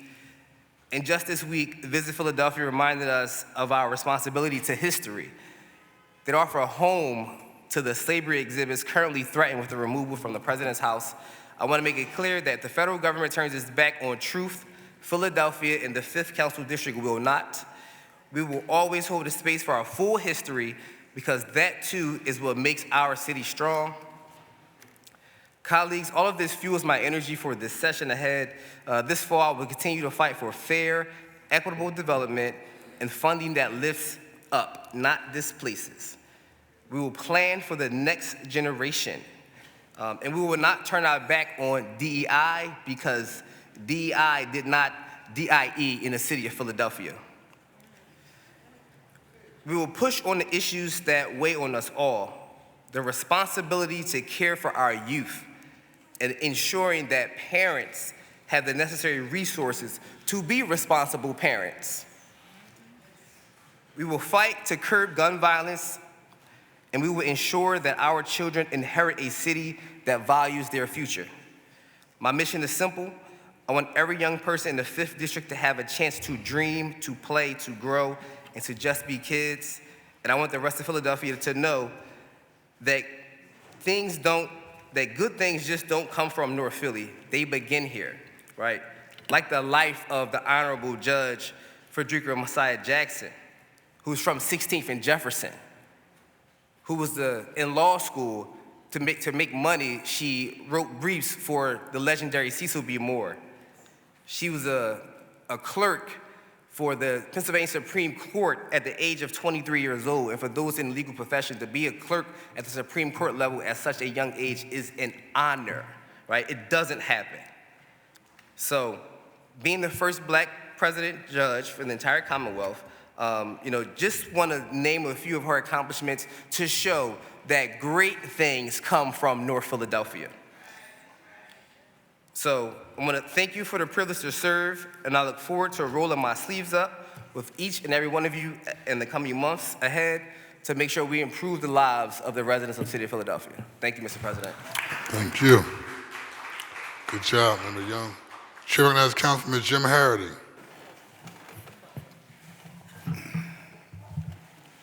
Thank you, Council President. Today I introduced a resolution acknowledging Recovery Awareness Month. It's no secret here that I am in recovery. And I'm glad to see today this resolution was sent to you unanimous. Every single member signed this resolution. You know, for me, somebody that's been around a little bit in the program, that's amazing. Because it wasn't too long ago that there was such a stigma to the recovery that people mentioned it in a whisper. But the fact of the matter is that for so long, us in recovery, I believe, have been hiding behind the anonymous, or anonymity. Alcoholics Anonymous, Narcotics Anonymous. And there was a reason for that, because when it was first being developed, there was quite a stigma. We didn't know and we didn't realize that it was just another form of mental illness, like bipolar, schizophrenia, and others. So for me, I would like to take this time to call on all my brothers and sisters in recovery and to remind them that the 12th step is to be of service. And for us, the easiest way for us to be of service is to tell our story. And that was to be told to another addict because it was anonymous. But the fact of the matter is, we need to come out of the shadows to tell people that you may have been an addict. You may be recovering, and you will be recovering for the rest of your life. We never say we are recovered. That is a big no-no. But the fact of the matter is, this is an epidemic, and we need to lend our voices so that people know. You know, I can't tell you how many times that when I'm out and I'm talking, and I've told my story where people come up to me and tell me, you know, Councilman, we like your story, and you know, but you do know that, you know, that's not you. We know this is how you are, and this is what you're about. And I appreciate them giving me that acknowledgement that that's not me anymore, and that, you know, I'm more than that, and I agree with that.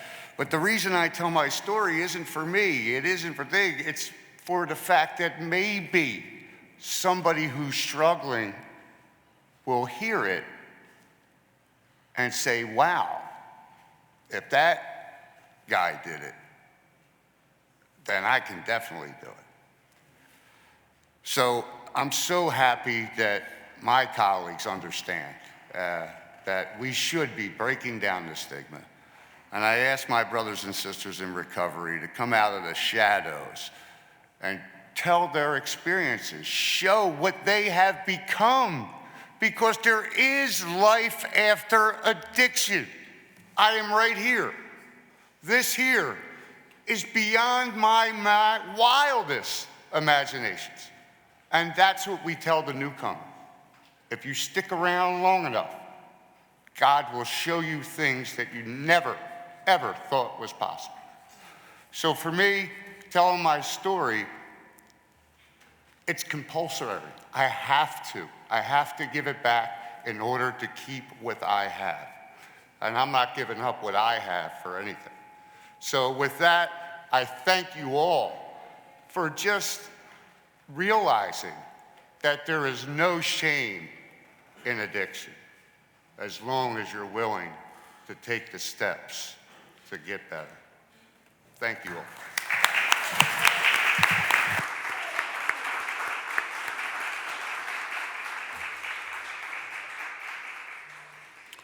Very well said, Member Hardy. The chair recognizes Councilman Dr. Nina. He's still a Chiefs fan, though, so all that, like Thursday, like, listen. And we love him, too, but, you know. I got the flag. I mean, you guys are killing me here. You know. Love you, bruh. Chair recognizes Councilman Dr. Nina Ahmad. Thank you, Council President. And I want to thank my fellow council member for sharing such his deep and inner thoughts about his own journey and how we can participate in it. So thank you for giving us an opportunity to participate by supporting your resolution. With the enactment of the Vape-Free Futures Act, today we've taken real action to protect our youth from predatory marketing and harmful addiction. This victory belongs to our youth, who are the reason why we actually did this bill, the parents, educators, and health advocates, and it affirms that Philadelphia puts our children's well-being first. And as we mark the 24th anniversary of the September 11th tragedy, we pause to remember the nearly 3,000 lives lost, the bravery of the first responders, and the resilience of our communities. I also want to honor the Philadelphia police officers who traveled to Ground Zero and answered the call that day. Many of them now are fighting cancers and lung diseases linked to their service at Ground Zero. I urge the administration to expedite their investigation so these first responders can get their health care coverage they so desperately need. I'm also proud to have presented a resolution recognizing September 16th as a National Voter Registration Day in Philadelphia. Our city, the birthplace of American democracy, must do more. Voter turnout has been too low, and across the nation, voting rights are under attack. This resolution is our commitment to make voter registration accessible, visible, and celebrated. Every voice, every vote matters. I also salute the resolution expanding the Economic Opportunity Review Committee to include the Asian American Chamber of Commerce and Greater Philadelphia and the Independence Business Alliance, our LGBTQ Chamber of Commerce. I thank those colleagues who did vote for this because that vote is for inclusion and diversity. By including these groups, we lift up these diverse business voices and strengthen equity in our economic decision-making. I want to sincerely thank my colleagues for passing both vital resolutions today. Together, we are protecting public health, defending our democracy, expanding opportunity, and remembering those who served Philadelphia and who continue to lead with equity and purpose. Thank you. Thank you, Dr. Ahmad. The chair recognizes Councilmember Ketsi Lozada. Thank you, Council President. I want to mention a few things. First, I want to invite everyone to an opening reception that Council President and myself are hosting on September 15th at 4:30 in the caucus room where we are going to put on display what we're calling From the 215 with Lots of Love, where we're celebrating Hispanic Heritage Month in an evening of art, culture, and community. Everyone is welcome, and everyone should have received the flyer on your desk. And then I also want to follow up on what I mentioned earlier during public comment. I want to make sure and reiterate to everyone that by no means do I want to prevent small businesses from coming into the 7th Council District. I welcome businesses to come into the district, but unfortunately for a district like mine, we have to go back to basics. We have to hold people accountable. The mayor's office, sometime at the end of last session, put out a report that showed that some of these convenience stores, or the highest number of convenience stores, were found in the 7th Council District, and they're very problematic, right? I have experienced convenience stores opening up within a 2-week period, bypassing zoning, bypassing having to go into the community. These convenience stores are part of the problem as it relates to people's packages being stolen from their doorsteps and the convenience stores buying them and reselling them in their businesses. They are a part of the open air narcotics trade in the 7th Council District, right? And so there's a lot that goes into us wanting to create a tool like the 24-hour curfew bill to be able to help curb some of this activity in the 7th. And so I want folks to understand that we are open for business, but we have to do what we can so that we can respond to a commercial corridor like one of the ones that I have where there's a 48% vacancy, right? We're not gonna be able to respond to that vacancy unless we're able to improve public safety, right? And some of these food trucks have become a part of this process, right? But what we've also found is that they also need to come into compliance. Some of these food trucks are connected to illegal electrical drops that are encroaching on people's properties. They're not going to commissary every day, and so it creates another load of issues. And so, again, I want to make sure that folks understand that we are not trying to prevent small businesses from coming into the 7th. We want our businesses to grow, but we have to go back to basics and hold people accountable. This morning, I also introduced a resolution to declare September 15th through October 15th as Hispanic Heritage Month. During this time, we should take an opportunity to celebrate Latinos and recognize why they are important to the city of Philadelphia, to the Commonwealth, and to the fabric of this nation. It is a time when immigrants across this country are being vilified, scapegoated, or ignored. It is more important than ever that we stand up and recognize that immigrants are not a threat to our communities.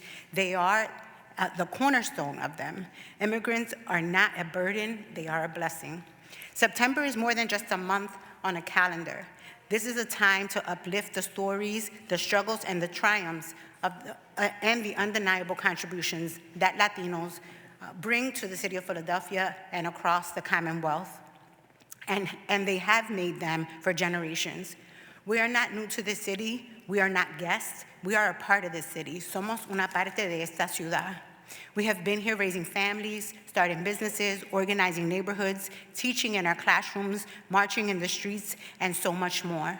From the Boricuas and the Dominican families of Fairhill and Kensington, to the Mexicans in South Philly, the Venezuelans, Guatemalans, and Colombians across the city, Latinos are a part of the past, present, and the future of Philadelphia. So as we celebrate Hispanic Heritage Month, this month, I invite my colleagues and all Philadelphians to stand with us and recognize that we are a city of rich culture because of Hispanics or Latinos in the city and the contributions that we bring to it. Together, we are stronger. Que viva la comunidad latina en la ciudad de Filadelfia. Thank you. Very well said. The chair recognizes Councilman Cindy Baz. Thank you, Mr. President. And I just really want to start by thanking my colleagues for the very important work that they've been doing over the summer months, and particularly around the issues of nuisance businesses. And, it just never ceases to amaze me the amount of time and effort that someone will take to try to figure out how to skirt the law and how to figure out how to, sort of squeeze the community just a little bit more to get an extra coin or two and really damage that same community that they say that they care about. I can only tell you how incredibly offended I was that someone came to my office, the group that was here earlier, came to my office and met with me last week. And I immediately asked them, well, what neighborhood do they live in? And they said that, we're based out of Washington, D.C. And it's just unbelievable that, the audacity to tell neighbors that they have to put up with something that you're not putting up with it. You don't have to deal with it. But to tell people that they should have to deal with these conditions. And it is never our intentions to hurt any business, particularly a small business, and particularly small minority businesses operating right here in our communities. It is never our intention to do anything that is going to be detrimental. But it is very important to know that if we make a misstep, that we can fix it. That's what the legislative process is. When we go out and we legislate and we make changes, if we do something that's not going to be good for the community, we can always come back and make adjustments to whatever we pass in this body. So I just really want to say kudos to my colleagues, particularly our Majority Leader, Kathy Gilmore Richardson, and also Brian O'Neill, Councilman O'Neill, who had a great piece of legislation and all the work, and of course, Councilwoman Ketsi Lozada. I forgot what Councilman Harity called a fireball or something like that. But she was on fire today, and passionate about the community in which she serves. And so, nothing but respect to her for all of her hard work as well. Just a couple of things I really wanted to mention. And the first is we introduced a number of resolutions today. Number one, thanking PAN, Philadelphia's anti-drug, anti-violence network, which has played a critical role in protecting youth and families in the 8th Council District. We instituted this program, which we hope will be a model to go citywide, in which there was an effort in violence prevention, and reflecting their long-standing commitment to building safer and stronger neighborhoods. And through their work, there were no violent incidents, 0 at these sites. And that's a powerful indicator of the effectiveness of this initiative. So we're hoping that this is something that could actually be duplicated. And again, a big shout out. I know we're going to have PAN come down and publicly say a big thank you. But, this is really where the rubber hits the road. So we want to thank them for that. Also, we want to thank the Danny Rump Foundation, Candy Owens, for coming down and speaking. And, I know I spoke when she gave her presentation, but I also just really wanted to make mention that, if Candy Owens is walking down the street, most people don't know who she is or what she's done. But she has done an incredible amount of work around ensuring that healthy hearts are taken seriously in minority communities, because there's been far, far, far too many of these things that happen in our rec centers where somebody's playing basketball and they just collapse, they just drop. And so without her efforts, untold others would have had the same fate as her son. So she took something that was a heartbreaking experience for herself, and changed it into something that is really going to be helpful so that no one else has to go through what she and losing her son had to go through. So again, we want to say thank you to them as well. Also, we did on a mission. We are on a mission.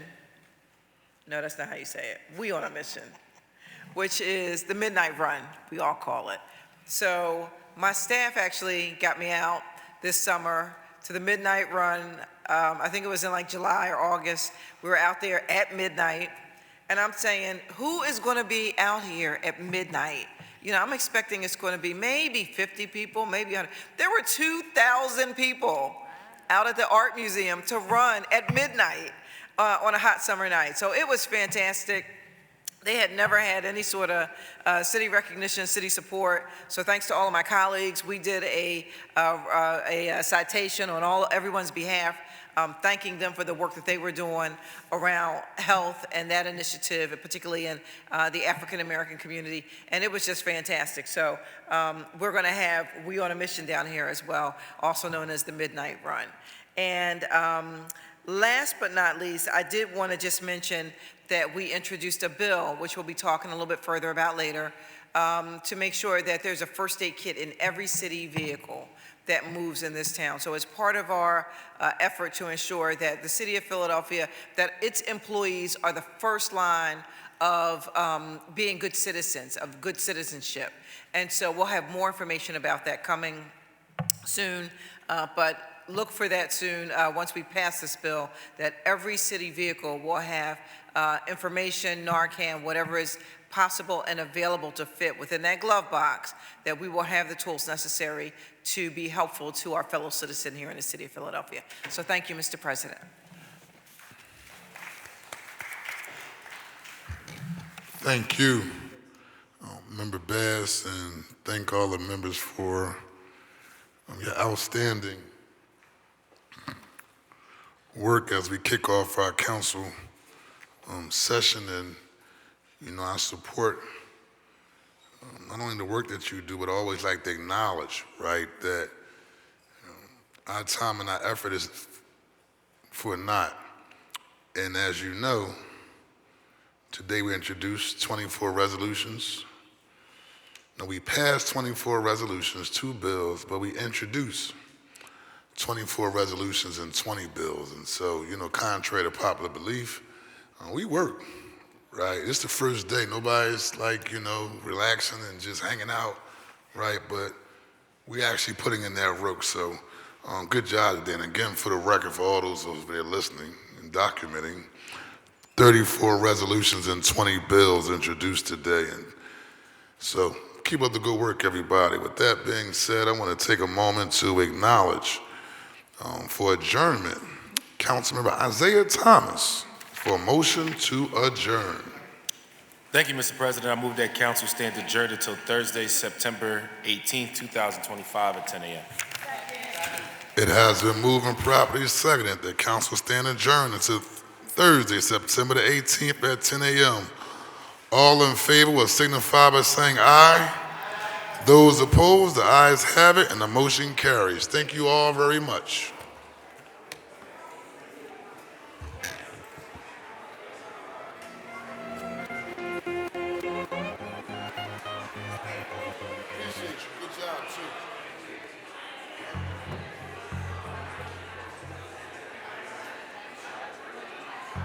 Liz, thank you.